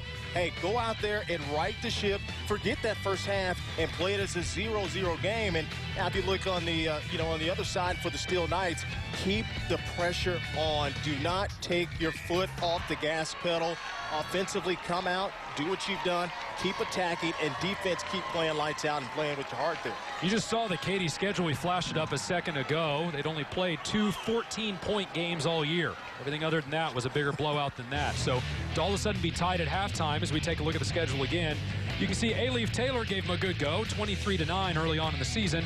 And then traditional district rival Cinco Ranch gave them some business as well. But in the playoffs, it's been all red and white. And the Tigers have been on a roll. We can take a look at the Cibolo Steele schedule too, and actually in some ways, LD, very similar. They had some close games early on against Converse Judson for one. San Antonio Madison was tough too, but then they rolled through the district schedule and have looked very good in the playoffs. So after now 24 minutes of action, LD, talk to me about some of the guys that really stood out to you in the first half. Well, I have to think you have to start offensively. Once they got things rolling, Justin Stockton, his ability to not only make plays running, but his ability to make plays on the outside of the passing game. We saw him catch some passes, and then you also have to factor in Stearns. He had a big home run touchdown. Obviously, the 3 touchdowns that they had set the game wide open from an offensive standpoint. And really go back, you and I were talking about passing on first down. I can't emphasize that enough. Once they started doing that, the offense started to take away some things that Katy would like to normally take away from you from an offensive standpoint. And we saw 2 key shifts from Steele during their hot run when they scored 21 points in 3 minutes and 42 seconds. One, as they moved Justin Stockton, their running back, and they split him out a little bit. He was devastating on just those short hitch routes, and that opened up a deep play down the field later that led to a touchdown. The other comes with Roy Russell, a guy you were just talking about that they've moved into a corner position. He's been a huge, huge find for them in these past 12 minutes or so. Well, it's been impressive. He's listed as a linebacker in this defense. Well, the adjustment was, hey, let's put him out at cornerback. We got a guy that doesn't like to go in there, is not afraid of contact. He's been seeing the backfield develop, and he's running full speed and disrupting the sweep plays, the counter plays, and it's really made a difference in that second quarter, and we see a different defense than what we saw for the Knights and what we saw in the beginning of the game.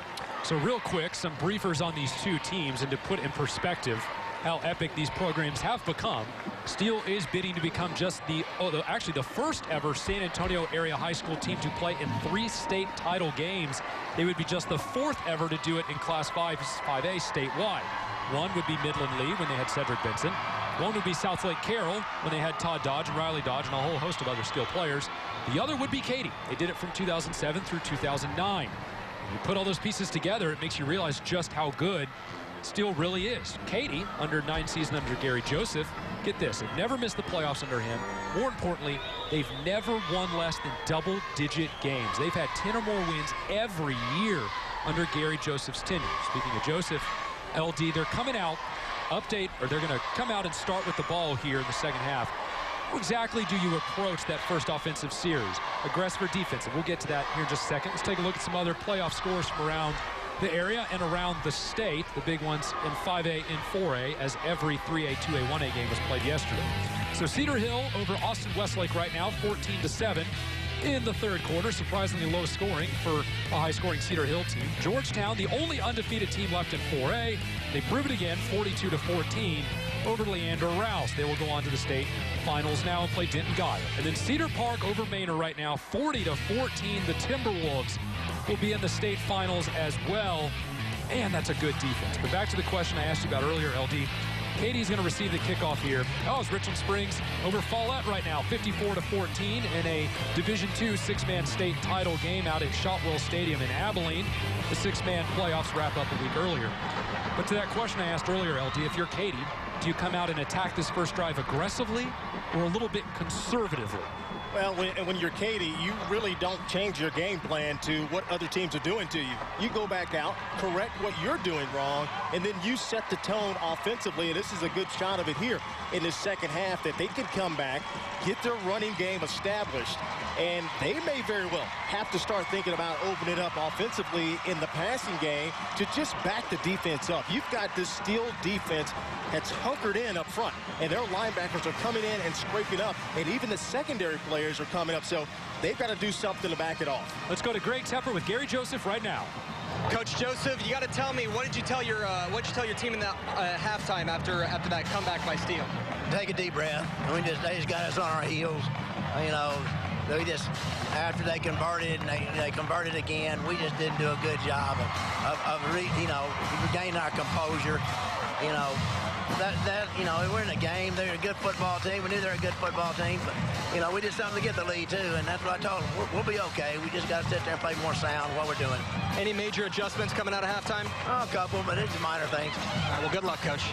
Back to you guys up in the booth.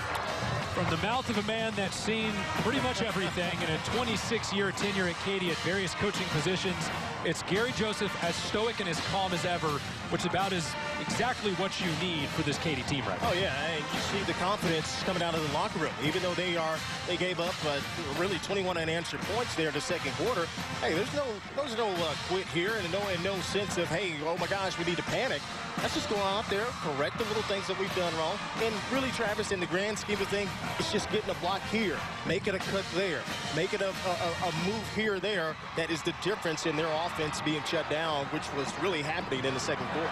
Teams to remember do, in fact, play in December. Katy has that one locked up, and that's a team that has seen a lot of happy December. 6 state titles in school history, including a number in Class 5A over the past 10 years or so, including one back in 2008 over Wiley. They would lose to Abilene a year later in 2009 as the Tigers storm onto the field looking to get themselves back into this 5A D2 semifinal after Steele landed the haymakers right before halftime. Steele already out on the field. We've already got 12 on the clock, so we should be kicking off the third quarter shortly. And since Steele received in the first half, it will be Katy's opportunity to start offensively here in the third quarter. The sun has more or less moved on today. Full shade now. The temperature drops a little bit. There's a slight wind going from the left hash to the right, from the Steele sideline to the Katy sideline. But we have not seen the need for kickers yet, and no surprise, LD, as you said earlier, these teams go for broke. Not a lot of field goals between these groups. They are touchdown machines. That's just a confidence play. If you have the confidence in your offense to get it done, and they've got the players to get it done. And we've seen them take advantage of that today. And you look at this guy here on the screen, Coach Jinks, he's just a ball of energy, just an inspirational type coach. And, you know, we talk about the coaches and how successful they've been, but they do have contrasting type of styles of motivation. When we saw Coach Joseph, he said, hey, we've been there, done that before. Take a deep breath. Let's relax. Let's go out there and play our style of ball. Coach Jinks is fired up, getting his team more amped up to come out here flying in the second half. So Evan Kotzer, the senior kicker for Cibolo Steele, will line up for the kickoff. Isaiah Brown and Kyle Folks set back deep for Katy now. Brown had a good return in the first half. Folks, his impact largely limited by an aggressive Steele defense. Here we go, Travis. Nervous, LD. Wrap it up. Been a heck of a first half, and there's the kick from Kotzer. It's a short poocher, and that one will be fair caught by Katy's number 43 at about the 37-yard line. That's Colberry, linebacker Colberry, the senior, and actually the team's leading tackler coming in by a comfortable margin. 120 tackles on the season, 17 tackles for loss, 2 forced fumbles. It's not a name we've been able to call a lot today, primarily because the Steele offense got away from the run a little bit. Gave the ball to Braylon McCollum on the play-action pass late in that second half. And from 1st and 10, it's Kylie Huddleston under center.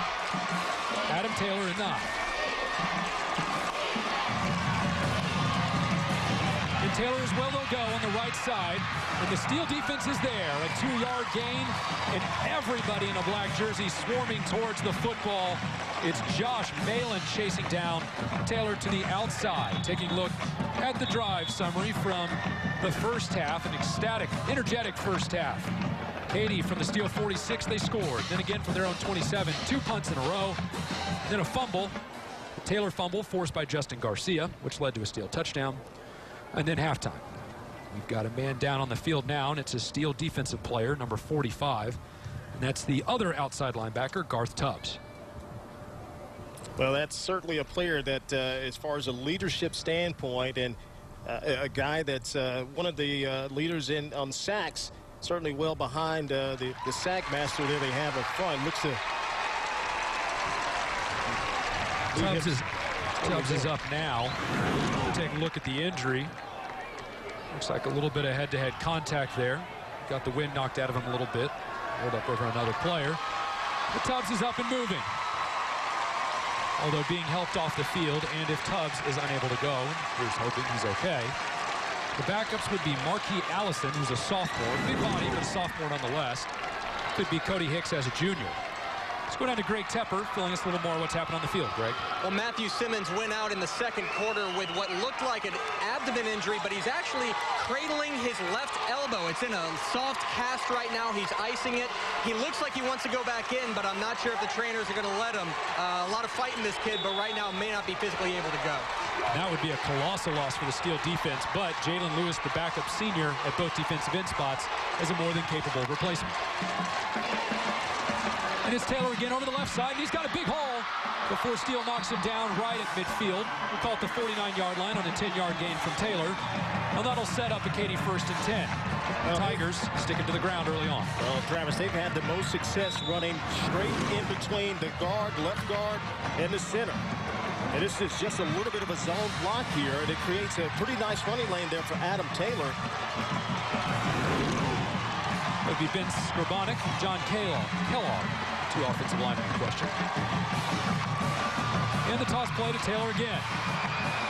Over a tackle and pushed out of bounds at about the Steele 43-yard line. For all the energy we saw pulsing through the stadium at the break, LD, a much quieter atmosphere now, and Katy, as it usually does, specializing in taking the air out of the ball. Well, it's really one thing to really top what we saw there in that first half, but Katy methodically getting back to what they do best, giving Taylor an opportunity to run inside, run outside, and I really think his main friend here is number 42, Alex Fisher, because he is putting on a fullback blocking clinic, and it gives him a chance to get out on the edge of the defense. Taylor headed to Nebraska for his college football.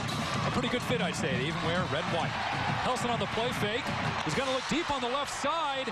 That ball is over the head of Rodney Anderson and incomplete. That's that same play that we saw in the first half where he did have two receivers wide open, and he overthrew Anderson in that first half.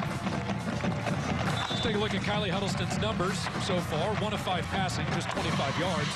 But the one completion was the big touchdown to Rodney Anderson, the 26-yard strike, or 25-yard strike, down the left side. And Huddleston will step under center again at a 3rd and 2. Taylor along the right side, and he's got a first down, and he's got big yardage. He's through the defense before he's pushed out of bounds by Roy Russell and company at about the Steele 12-yard line. A 31-yard run from Adam Taylor and the Tigers, just like they started the first quarter in big business in the 3rd. Well, they like going to the right side of the offensive line. They've got their senior guard and tackle Kyle Miller and Javier Lopez, and when you get out in front like you got here, well, it sets up a nice running lane there for Adam Taylor, and he is a load to bring down in that secondary. There was a Katy player down. It's actually Kylie Huddleston, the quarterback. He may have gotten tagged on a block there. We saw him lay a big block earlier as a lead. And I guess there's your danger when you go to a quarterback trying to throw a lead block. And now they'll bring in the new quarterback. It's number 14, Garrett Doran, freshman, 5'9", 150, stepping into some of his first meaningful action of the year in the state semifinals. No pressure. They'll go right to Taylor, who leaps over the right side. About a 5-yard gain. It brings up a 2nd and 5. So LDU got pressed into action early on in your UNT career as a freshman, I believe. What were those first moments like when you step on the field and look up and see everything that's on the line? Well, the one thing you want to do, make sure you get the snap. Well, I should take it a step further. Make sure you've got your helmet strapped on right, first and foremost, and then obviously make sure that you don't do anything that would cause the team to step a setback. Get in there, execute the plays. You don't get as many reps in practice, but you know what to do. Take care of business. And Gary Joseph agrees. We'll give the ball to Adam Taylor again. He's going to be about 2 yards, about a yard and a half shy of the first down. That's going to bring up a 3rd and 2. And with a freshman quarterback under center, who is still in right now, You would think the ground game would be a good opportunity. Absolutely, and why not? It's been working for you. Seems like the nerves, seems like the press mentality has settled down offensively. This offensive line is saying, hey, let's go to work. Let's create some running lanes for our backs. And it's to the left side. It's Taylor lunging for the end zone, and they're going to mark him about 3 inches short as Taylor lunges, reaching backwards for the goal line, and the Steele defense steps up. Well, they still get a first down, which is really good. You got a first and goal here, so you've literally got 4 cracks with the length of the football, but this is just tough-nosed football on both ends here, and Taylor almost gets himself into the end zone. That toss sweep is awfully, awfully good. One of the best teams in the state to certainly run that. Doran now under center on a first and goal from the 1. They'll send Anderson in motion. It's Taylor again, and he's into the end zone, standing up before dragged down by the defense, but it's too late. Katy puts 6 points on the board. They're up 27-21 with the PAT pending, and Adam Taylor heard from once again in the ground game. His second rushing touchdown of the day, his 38th on the season. Well, they run right behind big number 67, Ben Skrabanek.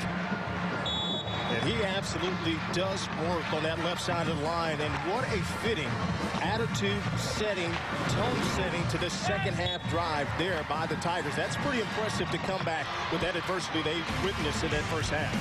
Manny Mendoza's PAT is up and good. We'll go to the break at 28-21 at Waco's Floyd Casey Stadium here in the 5A Division II state semifinals between Katy Tigers and the Cibolo Steele Knights, both looking for a berth in the state title game next.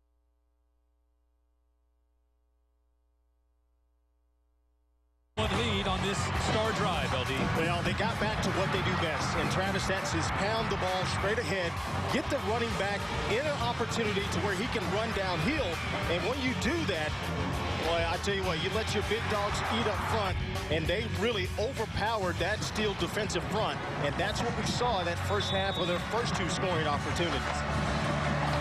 Justin Stockton and Jordan Stearns back to receive Katy's kickoff at the 9:10 mark of the third quarter.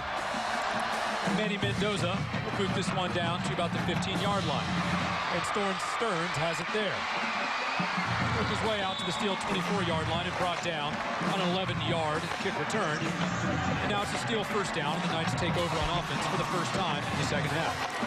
Well, I think you go back to what was really working for you, and that's passing, the underneath passing game, because these corners are really going to give you that. And now they may have made an adjustment defensively for the Tigers, but take what the defense is giving. They don't give you a whole lot, but like Coach Dink said, we have to be patient. They were patient on offense, and look what happens. Get back to what you're doing there. Braylon McCollum, the senior, steps in under center with the I formation lined up behind him. Going to go out to the right side on the short route. And a great move there before he is dragged down out of bounds. That is Jalen Harris on an 11-yard catch and run. The exact same kind of route that Steele went through in the first half. As we look at those drives by the Steele offense in the first half, as you can see, it didn't start well. Punt, interception return for a touchdown by Matt Diamond, another punt. That's when Steele got hot with 3 straight touchdowns to end the first half. LD, we have another player down with an injury right now on the sideline, and that is a Katy Tiger who is moving as number 1, Kyle Folks, the corner and wide receiver star for Katy. That looks like a cramp, if anything, and it is a little bit warmer for this time of season. And, you know, hey, it's been playing a lot of football snaps as Folks has. He's been playing special teams. He's been on offense, and obviously he's one of the starting cornerbacks. So a little bit of a humidity there, and that a lot of times will equal to a cramp. Came down a little awkwardly on the tackle, did Folks, and a good bit of sportsmanship by Braylon McCollum. We'll give him a pat and a salute as Folks got taken to the sideline. But that's a 1st and 10 now for Steele as we look at McCollum's numbers on the day. 10-17 passing, $185, $165 through the air, a touchdown, and then the 1 interception to Diamond. Well, I think you and I both thought coming into this game the X factor might be the quarterback play. Which quarterback would assert himself and really take the mantle away of being a bus driver or a game manager? Right now, McCollum is up to the task. McCollum again short to the outside. That is wide receiver Thaddeus Thompson giving the big guy, 6'2", 207 senior, getting him involved in the offense. That's a gain of about 3. It's going to bring up a 2nd and 7 now at the Steele 41-yard line. And that little pass play there gives them a chance to stay ahead of the chains. We talked about that in the first half. When they got behind the chains, it played right into the hands of the Tigers defense.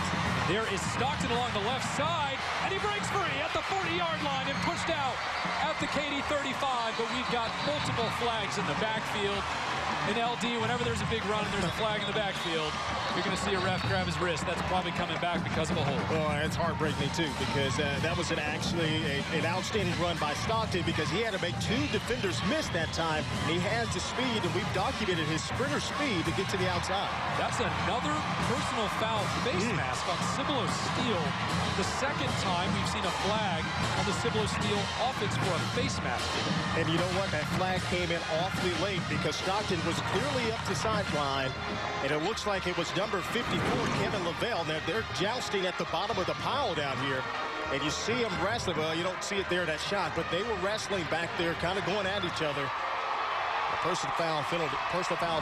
That's the thing, Travis. You cannot shoot yourselves in the foot. That's the one thing they didn't do on the 3 scoring drives to close out the first half. An eerie resemblance to what we saw in the first half, a strong Katy start, and then an unusual personal foul penalty on an offense pushes Steele back into a 2nd and 22.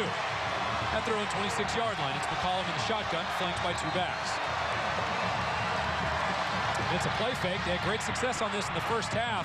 That ball is thrown short, and in the coverage is Katy's number 19, Chris Harper, 5'11", 180-pound senior, closing down on that route, forcing a 3rd and long. Well, they got away with 1 there, because if this ball's a little bit up, great opportunity for an interception on the outside. And I'm really worried about, or wondered what that play call was, because all they needed to do is get back to the original line of scrimmage to have a chance, because it was there if they hooked up and to get the ball out quickly. So dangerous territory now for Steele. You got a strong arm quarterback. You want to air it out, but you definitely don't want to turn it over. They call him on a straight drop. Gessler gets through the line right away, forces a quick throw out to Justin Stockton, and he's wrapped up early. That's a 6-yard gain, but still 16 yards short. Well, I don't know too many 3rd and 22 plays. That's awfully tough against any defense, let alone the Katy Tigers defense. And I agree with you. Eerily similar to the first half. We've seen an offense bog down, shoot themselves in the foot, but I would say it looked like they were getting ready to go again, but it's clearly Conway.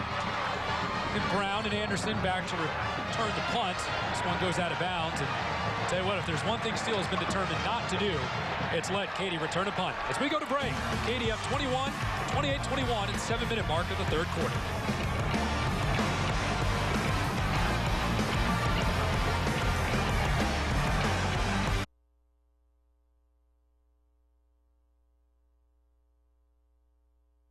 Waco's Floyd Casey Stadium. About midway through the 3rd quarter as Katy protects a 28-21 lead. And back on offense now at a 1st and 10 at their own 46-yard line. This is a fumbled snap, and Steele says they have it, and the refs agree. The Knights are back on offense after a fumbled snap. Freshman in at quarterback after Kylie Huddleston was injured earlier. They were working on his shoulder. You can't blame the freshman quarterback, but it is tough to step into a D2 state semifinal and expect to get out unscathed. Oh, it's certainly tough, and what you're trying to do is get out of the way of the backside pulling guard. And a lot of times when that happens, a young freshman just trying to be a little too quick, you take a little bit loose carelessness with the football, and that's what happens. And I've been in that situation. I've actually done the same thing. It's a horrible feeling, but now your defense has got to bail you out. McCollum will play fake to Justin Stockton. Looking deep down the field. There's no one there. Oh, and a huge hit. Wow, Johnny on the spot. Cibolo Steele's Matt Moen, the tight end, snags that ball out of the air to save a possible interception. Let's go down to Greg Tepper with an update on Kylie Huddleston. Well, Kylie Huddleston is currently sitting on the bench. He does have his helmet. They have his left shoulder pretty heavily iced sitting on the bench. After that fumbled snap, he went back up to the backup quarterback and said, hey, relax. It's just a game. And he offered some advice, but we're not sure if Huddleston's going to come back into the game, guys. Wow. Well, he's still got his helmet, so that's a good start as we go to 2nd and 8. And McCollum will look outside to Thaddeus Thompson. Makes one man miss, but not the rest of the group on a 3-yard gain. Now a 3rd and 5. Steele needs to convert this. They don't want to give this ball right back to Katy after cashing in on the turnover. Well, I totally agree with you. And that play right there has been their lifesaver. That little quick out hitch route to the stop route to the outside. Almost an extension of their running game. But here's a big down. I like the rollout of the quarterback here. It's Stockton again up the middle, and he's going to be wrestled down very close to the first down, maybe about 6 inches short on a 4-yard run. And they're going to say he is indeed short by about a yard. 4th and 1 now for Cibolo Steele. Well, you have to think in terms. Do we want to go straight into the teeth of the defense? Do we want to stretch them out? Do we want to do a play pass and catch them out off sides and out of position? Both teams perfect on 4th down today. 2 for 2 apiece. And it's over the top. First down by Justin Stockton on a 2-yard gain. Steele now 3 for 3 on 4th downs today. Well, I don't know too many teams who make a living on 4th down, but this is just straight ahead, pulling the backside guard. Power football at its best. And they win the battle up front once again, coming on 4th down.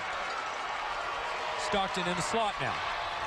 But it's an inside handoff, and it's L.G. Williams. And he's met quickly by what seems like half the Katy linebacker corps, Jake Blomstrom, in the middle of the mix. He's tackled for a gain of about, we'll call it 2.5. Well, that's all you want to do, especially when you do the base handoff. It's a base run blocking scheme. When you hand it off to the fullback, you just want to get 3. If you can get 3 to 4 yards, that's ideal. But you just want to give something to soften that defense up. Let them know you're still coming. Another short flare out to Justin Stockton. And he's met immediately by Isaiah Brown and a host of other Katy defenders. And he's brought down for no gain. As we head to about 3rd and 8 now, LD. And we haven't heard from him in a long time. Is Matt Diamond. Yeah, exactly. And this is really set up for him. A 3rd and long situation, almost certain passing situation. And if I'm the defensive coordinator, Matt McDaniel, I'm telling my defensive backs, press these receivers, get up in the grill, because if you just slow the timing of the routes down, that'll allow Diamond and company to get home back there on the quarterback sacks. Stockton comes off the field. They will fake to Stearns in the backfield. McCollum rolls, fires to the end zone. There's a man. It's Thaddeus Thompson with a big catch at the 2-yard line. Another play action strike from McCollum, a 32-yard pass play down to the Katy 2-yard line. I can easily tell you, Braylon McCollum is being the X factor in this ball game. Rolling out to his strong side for a right-hand quarterback, keeps his eyes upfield, and throws an absolute strike and a great play by Thaddeus Thompson to go up and catch that ball at the highest point. Steele now threatening at the goal line. Stockton pushing into the end zone. It's actually Jordan Stearns. Now brings Steele back within an extra point. And this game is 28-27. And no one is willing to quit today. Well, this is a heavyweight fight, Travis. One team is throwing a punch and the other team is coming back and throwing another haymaker themselves.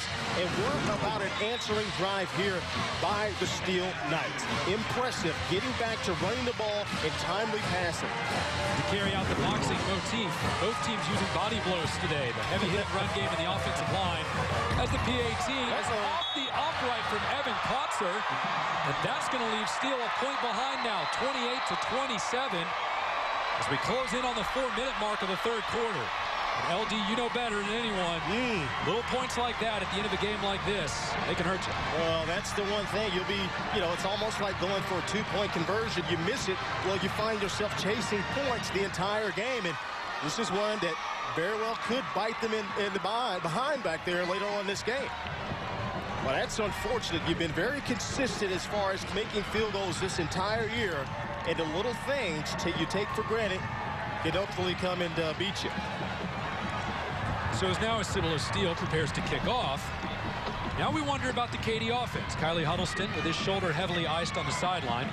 Garrett Dorn, the freshman, steps in. Let's go to Greg Tepper with some more information. Well, I got it straight from Kylie's mouth. He was walking by after the trainers were working heavily on his shoulder. I said, "Kylie, are you going back in?" He turned to me, he goes, "Yes, sir, I am." So I guess there's your answer. Hard-hitting reporting from sideliner Greg Tepper, and a straight shooting answer from Kylie Huddleston. Man, to go and get the info for us. Nice work down there. And you know what? Huddleston's arm could have fallen off. But when you get into a game like this, you've played, you know, and sometimes your whole career, you're still just a junior, but some players your whole career to get to this point, it's going to take, literally, it's going to take your arm falling off to keep you out of the rest of this game. Absolutely, absolutely. And you can't take for granted these opportunities to lead your ball club. Not only is it a good sign as far as motivation, but your quarterback who's taken a hit, coming back into the game. So both teams shifting. Steele on the kicking team, Katy on the receiving team. That is Rodney Anderson fighting his way out to the 38-yard line. And a 14-yard return for Katy.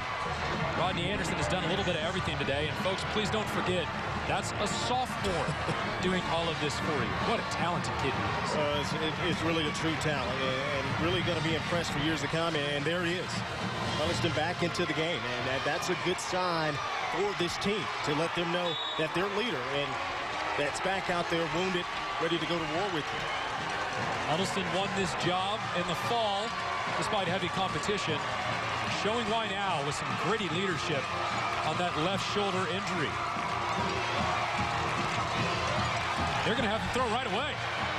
He's looking deep down the field, and it's caught at the 44-yard line. A 17-yard gain downfield for the Katy offense. Well, he's a right-handed quarterback. His left shoulder's hurt. So, yeah, he can still be effective in the passing game. Get him out on the edge. He's got a convoy of blockers and a great route run on the outside there. By Andy Coonrod, backup wide receiver. One of your favorite names. I do love that last name. Huddleston steps in under center now. The 1st and 10 at the Steele 44. There's Taylor stepping over a tackle. A 6-yard gain out to the Steele 38-yard line. And after all the drama we saw in the first half, for how rattled Katy looks, it honestly, LD, looks like that half never happened. It's a good sign that their quarterback is back into the game as a stabilizing force, but they also have number 28 in the backfield and this offensive line that has played all season long together, minus a starter or two. But they have been together, and now they're in there battling together. They're starting to play as a unit once again. Taylor once again, who cuts it up the middle, but the Steele defense is there to push him back. One name we haven't said much today on the 2-yard gain is middle linebacker Jalen Maddox, who had a big tackle on Taylor 2 plays ago. One of the defensive leader, if not the defensive leader for the front 7. Really has the ability to read plays and put the Steele defense in positive positions. You got to give credit to Katy's offensive line. They've been able to not only block the front 4 there, but get to the next level. Well, they neutralize Maddox's ability to run sideline to sideline and play in the trenches in the tackles. Power formation for Katy. They're going to throw it, and it's caught on the left side by Anderson. And he is tucked out of bounds by Roy Russell for Cibolo Steele. And that's a 17-yard gain on the pass from Huddleston, whose arm apparently quite healthy. I know it's a non-throwing arm, but sometimes if the other side of your body hurts like that, it can affect the way you throw a football. Well, I'm really getting excited about this even more now. These quarterbacks are coming up and being the leaders and separating themselves and being the difference makers in the game. The play-action pass is going to be there the entire game. We might as well just make it known of that because these teams run the ball so well. And Adam Taylor's such a versatile athlete, a great receiver out of the backfield. So 5 men with their hand on the ground now for Steele. Taylor on the right side. He's got a big hole before he's dragged down by number 45 for Cibolo Steele, Garth Tubbs. And there's a flag on the play and a Katy player down on the play. It looks like this one is going to come back for a hold. And the Katy trainers are thinking about coming out to take a look at their injured player, who's now up, walking off on his own power. It looks like Adam Taylor. Oh, this is the one time Alex Fisher gets himself out of position. He's always going to be the lead blocker, an outstanding lead blocker back in that I formation, but he gets himself out of position. It was an easy call there by the official to signal for the holding foul. That is Katy's first penalty of the day. One of the least penalized teams in Texas, showing their discipline again today before that holding penalty. Huddleston with the inside handoff. Interesting call on the 1st and 15. And that's going to be a 2-yard gain as they give the ball to Alex Fisher. Both fullbacks actually playing a surprising role today in this game. When was the last time we saw 2 fullbacks in a game like that? Well, probably when I played, when we ran the wishbone back in the mid-90s. They were our leading ball carriers, but with these offenses, the tailbacks are the featured guys. But to mix it up, you have to make the defense think about this inside running just to keep them honest so you can bounce it outside with the running backs. The I formation again. There's Taylor along the left side, fighting through tackles. He's going to pick up great yardage, 7 yards in fact. That's going to bring up a 3rd and 6 in the Cibolo Steele red zone. And at 3rd and 6, we've already seen them go for it and convert on a 3rd and 9 on the ground. You got to think all options are open to it. Well, you almost have to think the way this game is going, 4th down is always going to be an option. So you just want to make something out of what you can here in this down and distance. But I really think here effectively, these quarterbacks, including Huddleston here, he's been effective outside of the pocket, getting out on the edge and making a high-low read, making it really easy for him to get rid of the ball. 2 men in the backfield with Huddleston. They will give it to Taylor right up the middle. The Steele defense is there. He's not going anywhere close to the 1st down. 4 yards, but he's still going to be 2 yards short on the play. The Steele defense, after looking a little shell-shocked in the 1st half, has really responded to the physical run game for Katy, and they're trotting out the kicking team. It's been impressive. The transformation from that second quarter, or excuse me, from the 1st quarter to the 2nd quarter is unbelievable, and even till now, they've just been able to get in there. Great job by the defensive coaching staff of the Knights to get them adjusted on our first field goal attempt here. And it's Manny Mendoza, who puts this one up and through for a 31-27 lead. His 7th field goal of the year, 7 on 9 attempts. That was a big field goal, LD, because it puts him up 2 scores. Yeah, and especially the way this game's going and the way these defenses are still playing tough. That's pretty tough. We're winding down here in the 3rd quarter. A lot of football left to be played. We do have 10 seconds left now in the 3rd quarter, as these 2 teams still duking it out, looking for a shot at the state title game. For a guy we talked about so much in the pregame, Braylon McCollum, not going to have to throw the ball every time, but that seems to be where they've been most successful, is with that strong-arm kid looking down the field. They just haven't looked for the deep ball very much in the 2nd half compared to what they did in the 2nd quarter and 1st. Well, I think he's done a great job coming in and taking it upon himself. And you know, you ask the question, you know, as a quarterback, when your offense is struggling, you know, what do? Just go out and make plays. And that's what McCollum has done. He has taken upon himself. I'm going to get the open receiver. I'm going to put the ball out on him. And I'll tell you, that just feeds over into your entire offense and into your entire team. And that's why they're playing a lot better than what we saw and really into a dogfight here. So Mendoza, just after his field goal, is going to line up for the kickoff here. As they have all day, Cibolo Steele will bring out Justin Stockton and Jordan Stearns.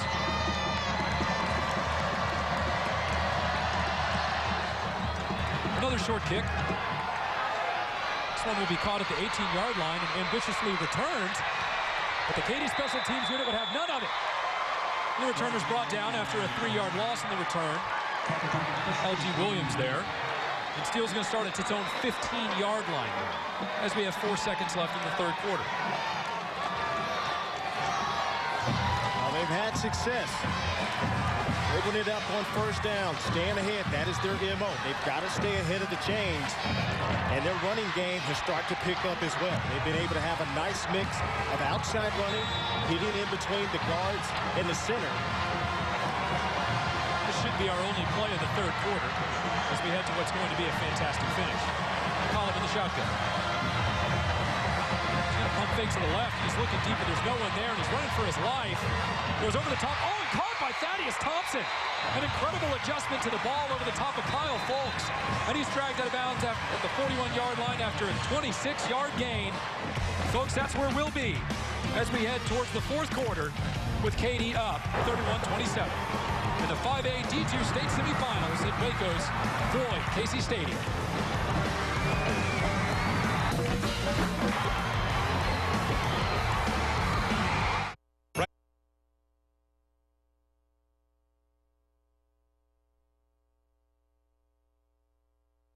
The Katy Tigers and our Region 4 combatant, the Cibolo Steele Knights from north of San Antonio. We have a 1st and 10 Cibolo Steele at their own 41-yard line at the start of the 4th.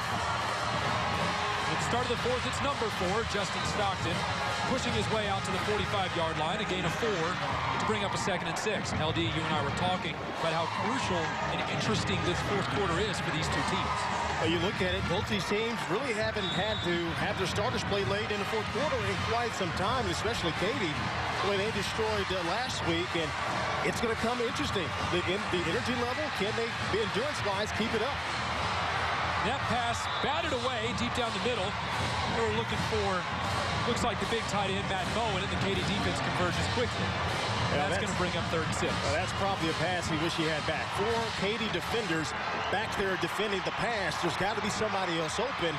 And if the offensive coordinator can spot that, if he's up here where we are, you got to come back to that at some point in time. You had guys running wide open downfield. Thaddeus Thompson's had a big second half. Their big 6'2" wideout. Matt Maley's been quiet after his strong first half. Maley will be on the right side, and they'll put Thompson on the left.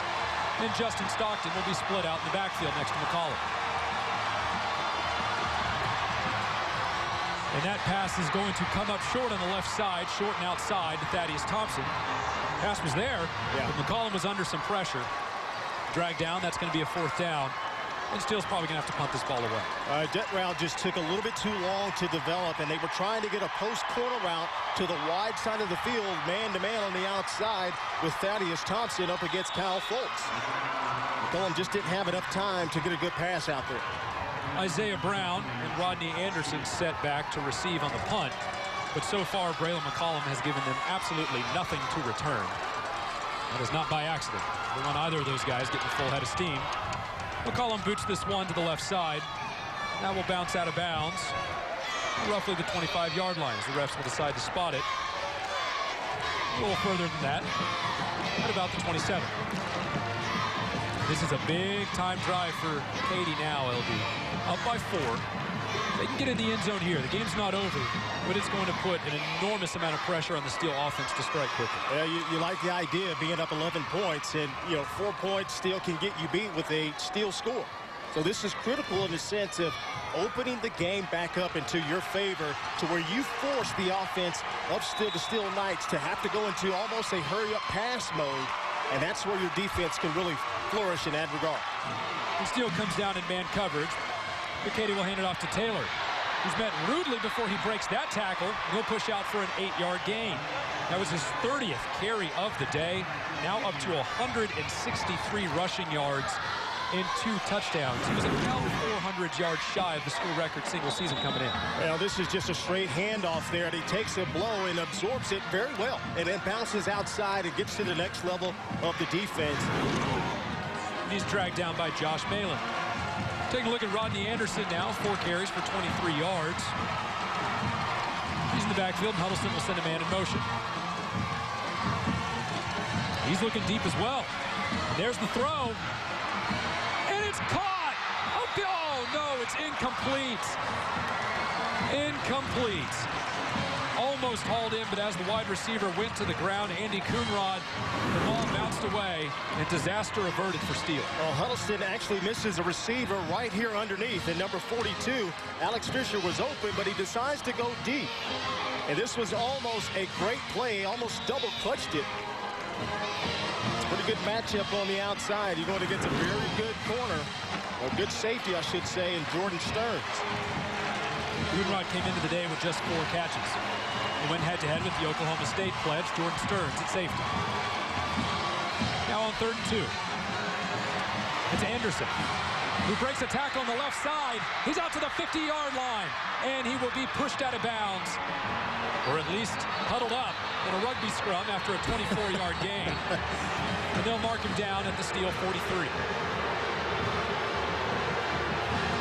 Steele defenders in on that play. But Anderson showing a little bit of that speed and explosion that makes him such a tantalizing talent. Well, toss sweep to the outside. He just makes his cutoff for which way Alex Fisher is going to block.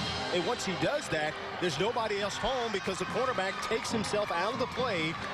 Next thing you know, he's automatically in the secondary. And, I watched him today. You look at Anderson, got some deceptive speed. He doesn't look like he's running away from people, or running all fast, moving by his feet, but he is pulling away from some defenders. And now Taylor's back in the backfield in the strong eye. That looks like a busted play, and Huddleston's going to try and make something of it. There's nothing there. But he's going to throw this ball away and out of bounds. Looked like they were trying to get that to the running back in the backfield, but the fullback and the running back split different directions. There was no one there to get the ball to. Anytime you make a throw that's not to the other team, it's still a good throw, and I think that's a good decision in the sense there. Huddleston not trying to force its issue there. Limping a little bit. Kind of a little gimpy this game. He's a warrior. He's still a gamer out there. Still the one touchdown pass in the day for Huddleston, though. They'll step under center for 2nd and 10. Steele is up in press coverage again. And it's Taylor along the left side, and he is tackled for a first down right at the marker. A gain of 10 yards, and LD Huddleston's clearly not right. As he turned around for the handoff, he was already coming up lame on the ankle. Yeah, you know, it's one thing if you're back there in the shotgun, you can stand back there and move, but watch him come out from the center quarterback exchange, and he's on one foot. But with this offense, the quarterback has to move to get the ball in the right position for the tailback to get it awfully deep and make his cuts. So somebody need to keep an eye on. Can he still, you know, be tough and man the game here and be a gamer? That's his left ankle. Remember, he was also nursing an injured left shoulder earlier today. That whole side of his body, he's got to feel like it's covered in fire ants right now. He's fighting through it. Taylor in the backfield. They'll go to him again. Once again, steps over the top of a tackle for a gain of 5. And they'll mark him down at about the Steele 29-yard line. Just such a disciplined team in the sense that all their guys block to the whistle blows. And if you look from a wide shot of where we're standing here, Travis, you see the receivers downfield just chicken fighting. That's what a lot of coaches used to call it, chicken fighting down there. And that's what they do. And that's allow these open, long runs later in the ball games normally would break a game open. It's really a numbing offense. It really pounds you into submission. They've gone to that run game a lot in the second half. They'll split Anderson way to the left side, and they'll run Taylor that direction. 2 great blocks, and there goes Anderson. One man to beat, and a heavy tackle. At about the 8-yard line, Taylor slipped down, a gain of 19 yards. Jordan Stearns was there. Say, not on this side of the end zone, not on this play. Oh, it's some hitting going on out there. This is their bread and butter play, just trying to stretch the defense out, create running lanes there for Taylor. Alex Fisher, the fullback for Katy, had a heck of a block on the left side. That play is a 2-yard gain without Fisher in there. You're exactly right. He has been the catalyst in their running game today, and really the 5 guys up front, including the tight ends, Sloan Spiller and company, have done an excellent job blocking. It's the Wildcat, and it's Anderson over the left side, and they'll give him about half a yard. And it's going to bring up 2nd and goal from about the 8-yard line as we tick towards the 8-minute mark of the 4th quarter with Katy still up by 4. A field goal here would give you a touchdown margin, but the touchdown under 8 minutes to play, possibly 7 minutes to play if we get to that point, would make this an 11-point game, possibly, in a very tough field for Steele. Yeah, and I think these Tigers are smelling blood literally, trying to get the ball into the end zone. They can do that. You got to like your chances setting your defense up to bring you home. Huddleston will hand off to Taylor, fighting through tackles to the right side and drag down at about the 3-yard line. That's going to bring up 3rd and goal from the 3. We've seen a lot of teams run the ball here as of late. But Katy can still get a play action on this 9-play, 69-yard drive and find the end zone, but you got to think with Huddleston banged up, the ground game has to be the choice. Yeah, it's going to be awfully tough for him to be mobile enough to get out on the edge. That would be my play call. I agree with you there, Travis. But you got to go what got you down here. And that's handing the ball deep back there to Mr. Adam Taylor, number 28. Perhaps most importantly, as we take a timeout, it's a 4-minute drive. Katy leads 31-27 at the 7-minute mark of the 4th quarter. We'll take a break. When we come back, the answer to what will be a 10-play drive for the Katy Tigers. The temper's overflowing, and there's a fight.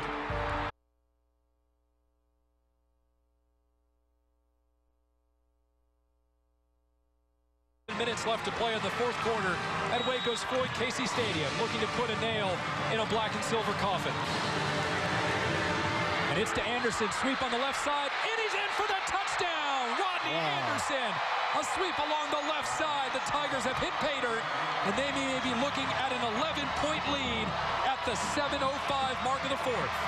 What a block, Travis, by Adam Taylor. to cap it off, and you talking about one of the most unselfish players. He's been the leading ball carrier, but he's going to take care of his underclassman buddy back there. Look at that block there by Taylor. Absolutely destroys Carl Cunningham. Katy flexes muscles. PAT is up and good. That will make this 38-27. We'll take a second look at the play. Here as Anderson heads to his left. Taylor was in on the block, as was the fullback, who seems like his name has been called on every other play. But they just get Carl Cunningham on skates. There's not a whole lot a cornerback can do against the fullback first, then a big-bodied running back going to Nebraska, and then finally Rodney Anderson, one of the top sophomores in Texas. Well, there's definitely nothing you could do. And how about the offensive line and the movement that they've been getting here in this second half? They've established themselves back up front. And when they absolutely need to get 4 yards in a cloud of dust, they do the toss sweep to the left side of the line of scrimmage, and it is worked to perfection, capping it off with the touchdown there. That is statement stuff. 10 plays, 72 yards, and 4 minutes off the clock. Take a look at a drive recap. Rodney Anderson doing a lot of the heavy lifting. Taylor put a big gain down the left side and then capped it off with Rodney Anderson's emotional rushing touchdown to the left. And LD, Katy has gone to those little toss sweeps time and time again. And Steele has been in great position, but this is just on actually both sides really, but especially on that drive. Blocking and tackling 101 from the Tigers in the fourth quarter. That's exactly right. And they've taken away the ability by the defense of the Knights to come in there and crash that toss sweep. You know, we saw that in the second quarter. We said, wow, look at Steele. They've figured something out. They're running a guy in the backfield. Well, they've taken that away as far as Katy blocking it better outside and up front. So now Manny Mendoza kicking off for Katy. Stockton and Stearns are back. It's another pooch to the left side. This one will be caught at the 29-yard line. There's really nowhere to go. The returner's pushed out for a gain of about 1. That would be where Steele starts its not quite desperation drive, but we'll call it statement drive. Down by 11 points with 7 minutes left to play at their own 35-yard line against the 14-0 Tigers, a 6-time state champ, with some of the best talent on defense you'll find anywhere in Texas.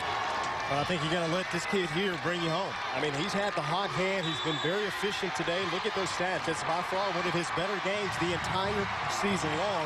Let him bring you home here. They will go to Stockton first. And oh my heavens, he's got Green. There he goes on the left side. Kyle Folks, the only man who can catch him, and he does. At the Katy 3-yard line, a 62-yard gain from Justin Stockton, the electrifying junior.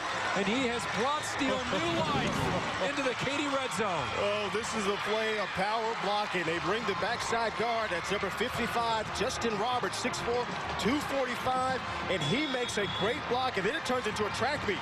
And how about the effort there by Kyle Folks to run down the 100-meter champion here. And Steele into the end zone 1 play later. It's Jordan Stearns spinning his way over a tackle on the left side. And just like that, 2 plays later, Steele has made this game 38-33. Wow.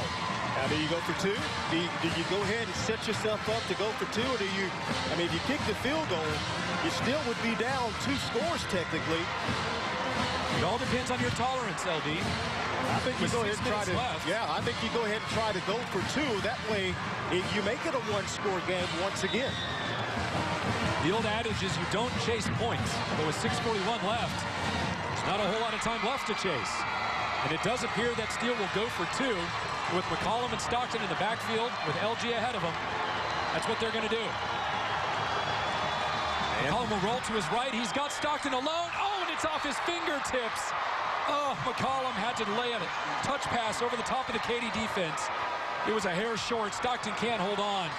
And Katy will get this ball back up 5 now with 6:41 left to go and Steele needing a stop. Well, that's the advantage of having outstanding defensive ends on defense. Even though they can't get to the quarterback and make the sack, they're so tall and long that they raise up and make that pass a lot harder than what it really should have been. The staff has a word with Justin Stockton as he comes off the field. The kid's had such a great game, you can't fault him for that. Man, he has. He has been outstanding from the time that He was really bottled up in the first quarter. The second quarter started to open it up a little bit. And we've just seen a little bit of all. We saw how fast he is once he can get that sideline. And so 65 yards in 24 seconds. Brings Steele back within possession. And LD, this really goes without saying, but this has been a spectacular football game with two of the best teams anywhere. And honestly, I'll say it, not just Texas, the country. You know, I agree with you. I mean, there's not often that you have two undefeated teams this late in the playoffs, mind you, still going and, have a chance to go to the state championship. It is just mind-boggling, the two history of these programs. Obviously, Katy's got a lot longer history than Steele. But in the last 4 seasons, 5 seasons or more, these two teams have been the two premier teams in the state of Texas. At least in Division II.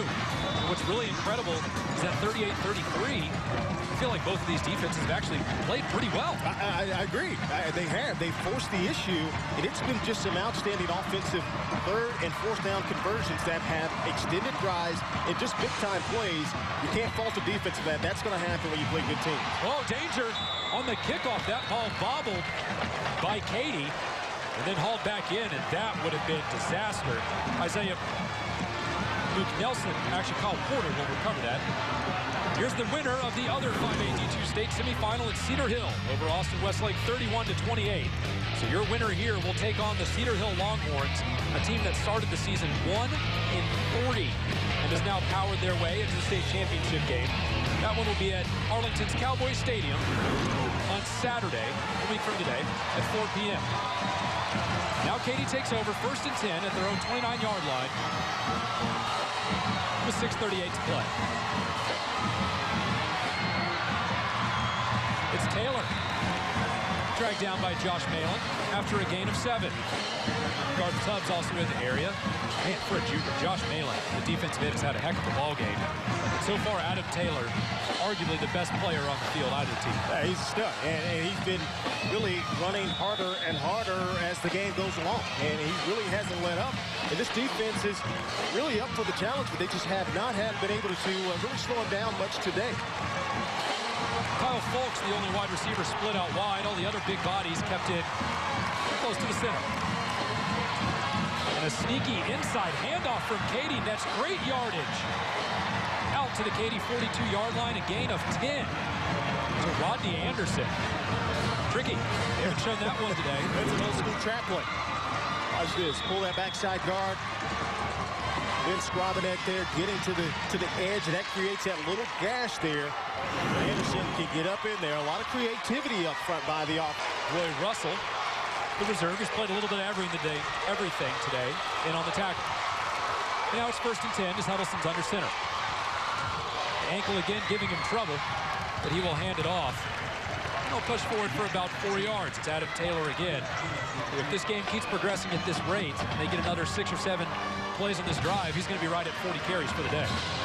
Yeah, that's a pretty good workload, to say the least. And, he was our featured player coming in. And, I felt coming into today, although Anderson has had an outstanding game as well, I think the load is going to be on this kid's shoulders here. And that's exactly what it is today. You lean on your senior workhorse. Literally, he has been the workhorse in this offense.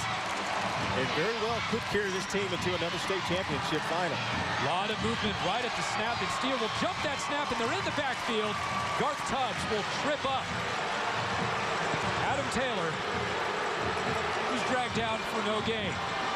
That's going to bring up about 3rd and 6.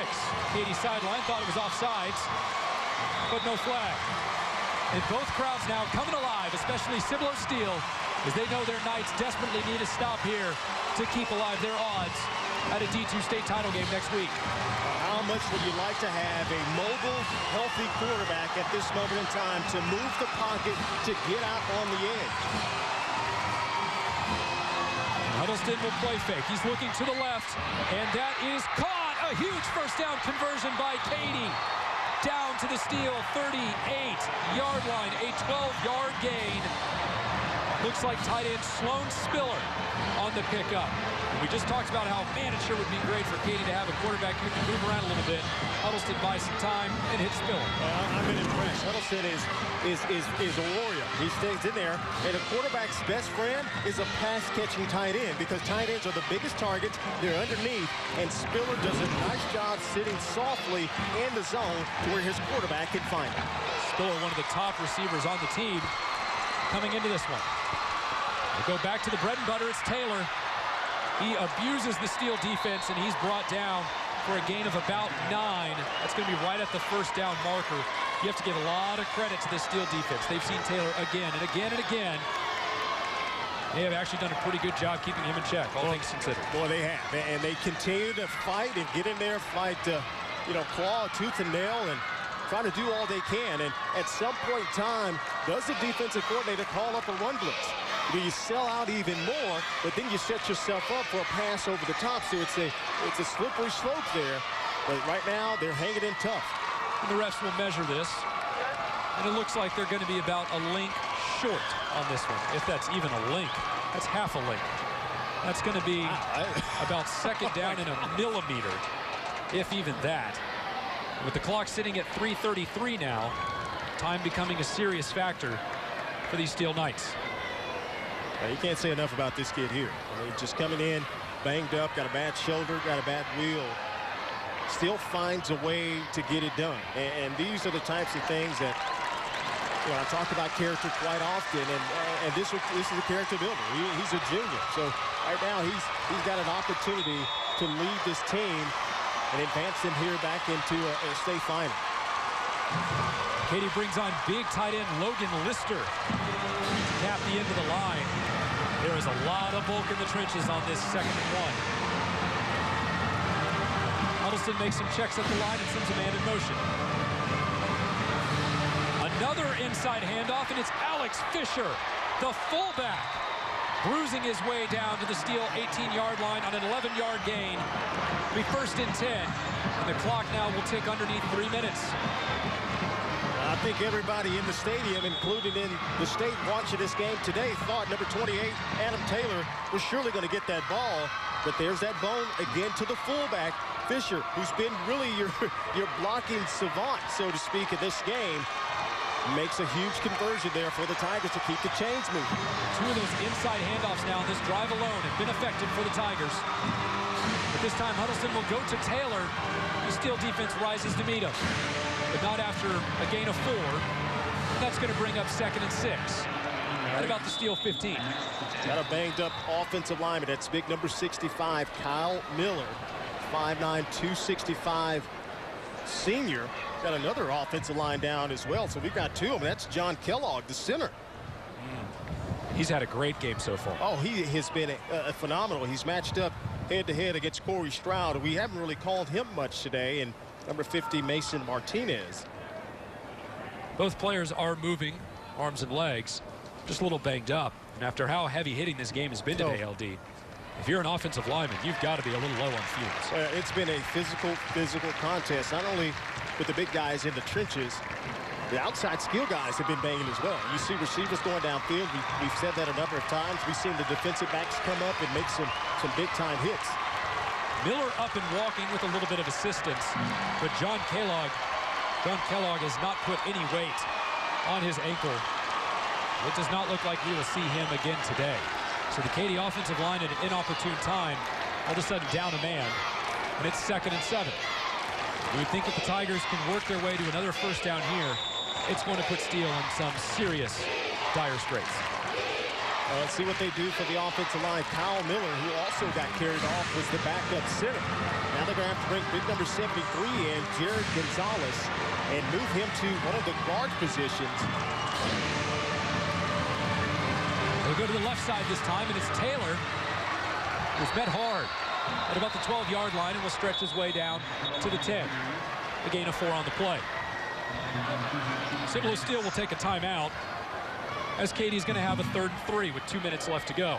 Timeout's becoming critical now. Cibolo Steele has 2 left. Well, I think you have to sell out here. I think you have to do everything you can to try to prevent this first down and, at least force a field goal opportunity because, you know, you figure here at first down, literally may very well salt away your timeouts, and the score certainly puts it in dire straits. So this is critical here for a third down conversion here. This has been a masterful drive by the Tigers.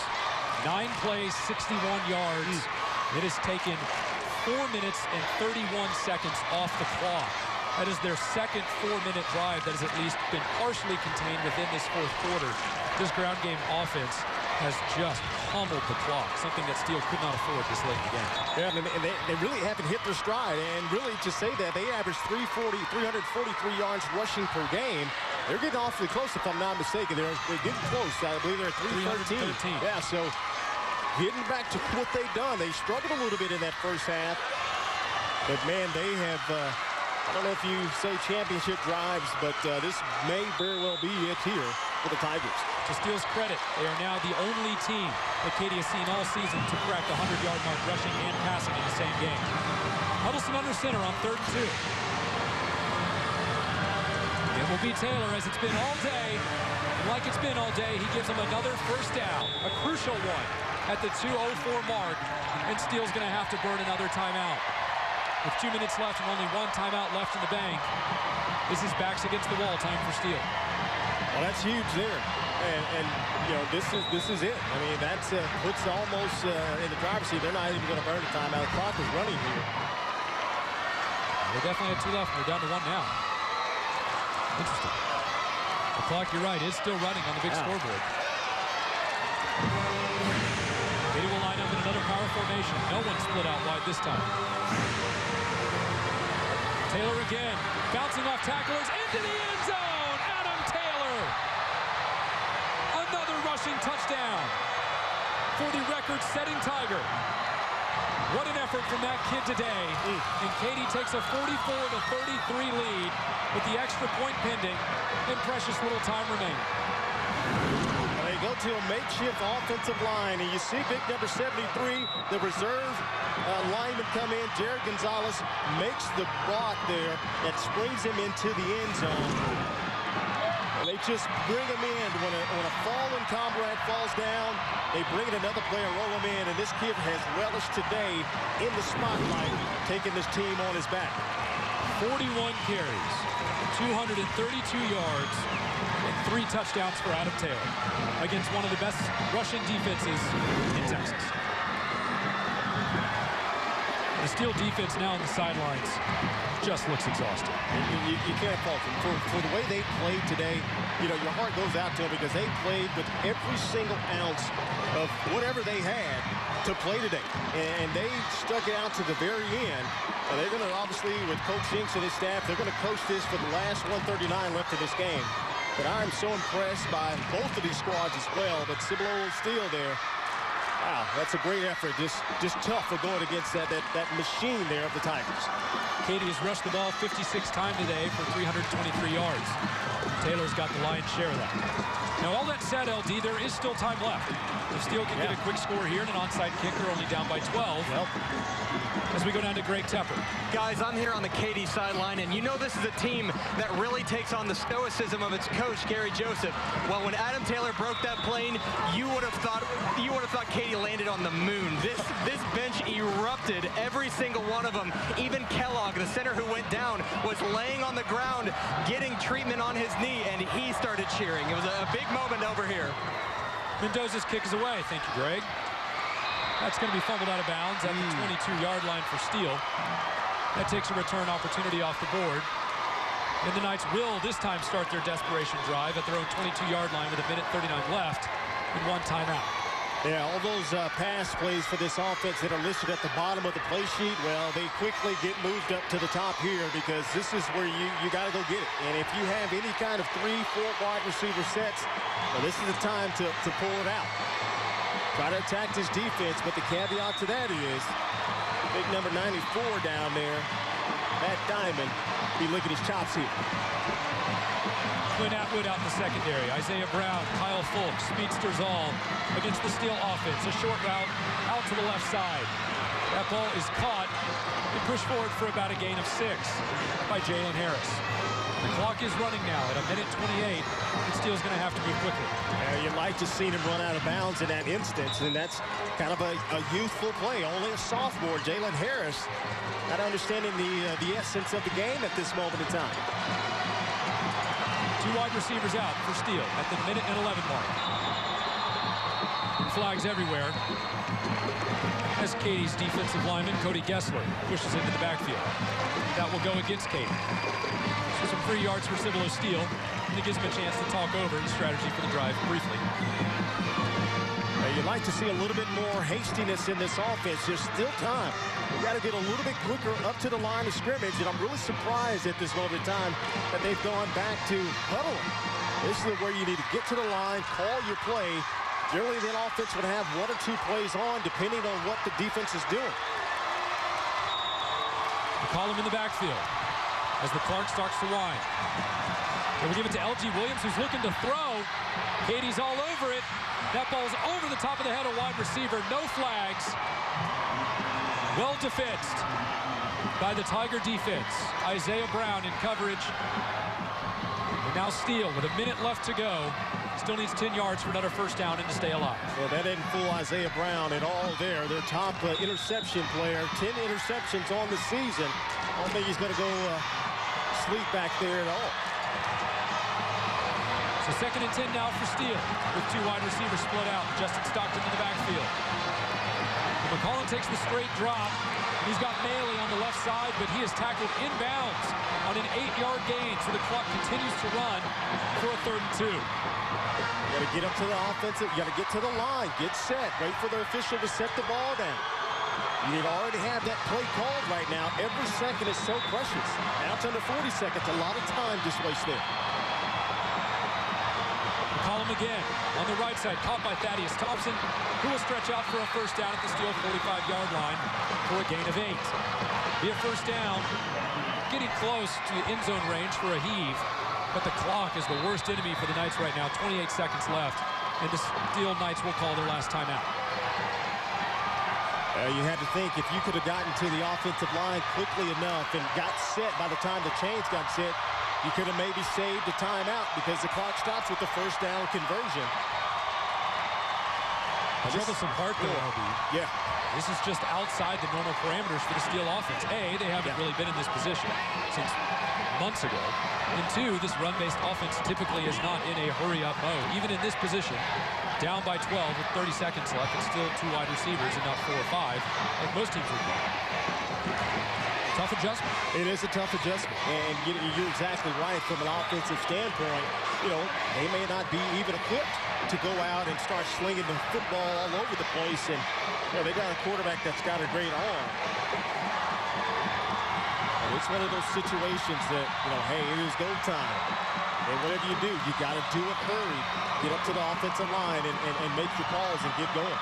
So with no more timeouts, Steele takes the field 1st and 10 with 28 seconds left. Everything pretty much has to be out of bounds here. Yeah, get this clock stopped. Definitely can't get tackled here in the middle of the field. Column pursued by the defense, caught by Maley, who will squeak out of bounds for a first down at about the Katy 44 to 43-yard line. LD at this point might have one more time to get one more shot to get a little bit closer. But then you're going to have to start looking for the end zone. Yeah, you're going to have to at some point in time. That's a pretty good timing route to the outside. Maley has been their most effective receiver, he and Thaddeus Thompson. But I figured you only have a couple of more here just to get in range to maybe take a heave to the end zone. Whatever you do, you got to do it quickly. Maley can be dangerous deep. They will split Justin Stockton out wide. Man playing way off of Maley. We have time to get it down there. They'll go short again to Stockton, who gets up a block from Maley, and he'll run out of bounds for a 5-yard gain, about the Katy 37-yard line. 19 seconds left on the clock. It's going to bring up 2nd and 4. Well, this is very well here. You've got a shot. You can obviously. The factor is he going to have enough time to maybe heave it deep enough? Or do you take another little short intermediate dunk about 5 to 10 yards, try to chip away? Defense has 4 men 20 yards off the line of the scrimmage. McCollum throws deep, and it's intercepted. And that will do it. Colin Wild Crowder, a freshman for Katy, back in coverage, picks off the pass as McCollum is drilled. And the Katy Tigers are going back to the 5A Division II state title game. There's a man down on the field for Steele. Lots of people coming out to check on both sides here. Well, this is just a desperation. He's trying to hit Justin Stockton going upside, and hopefully he could just outrun the cornerback. But he's got a safety over the top, just hanging out, playing center field. And the freshman comes up and makes the play that closes this game here. Still trying to see who is down and injured for Cibolo Steele. It's quarterback Braylon McCollum, who took a colossal shot on that desperation heave. But he is up and walking off the field. And with 10 seconds left, Steele down by 12 and no timeouts. That's going to do it. Yeah. Katy will improve to 15-0. They will play next week, Saturday, at 4 p.m. against Cedar Hill, who down Austin Westlake today for what could be their 7th state title. Well, you definitely can't fault the effort there for the team in the black jerseys. They laid it out all on the line today. This was literally a heavyweight matchup between two teams that have dominated postseason play this season, have dominated their entire year, in fact. And I hate to see either one of these teams lose, but that's why we play the game. And Texas high school football is as good as it gets. Huddleston will take a knee in the victory formation. Time is ticked away. Zeros on the clock. The Katy fans in celebration as the two teams line up to congratulate each other on LD, one of the better games I've seen in a good long time. Two hard-fighting teams.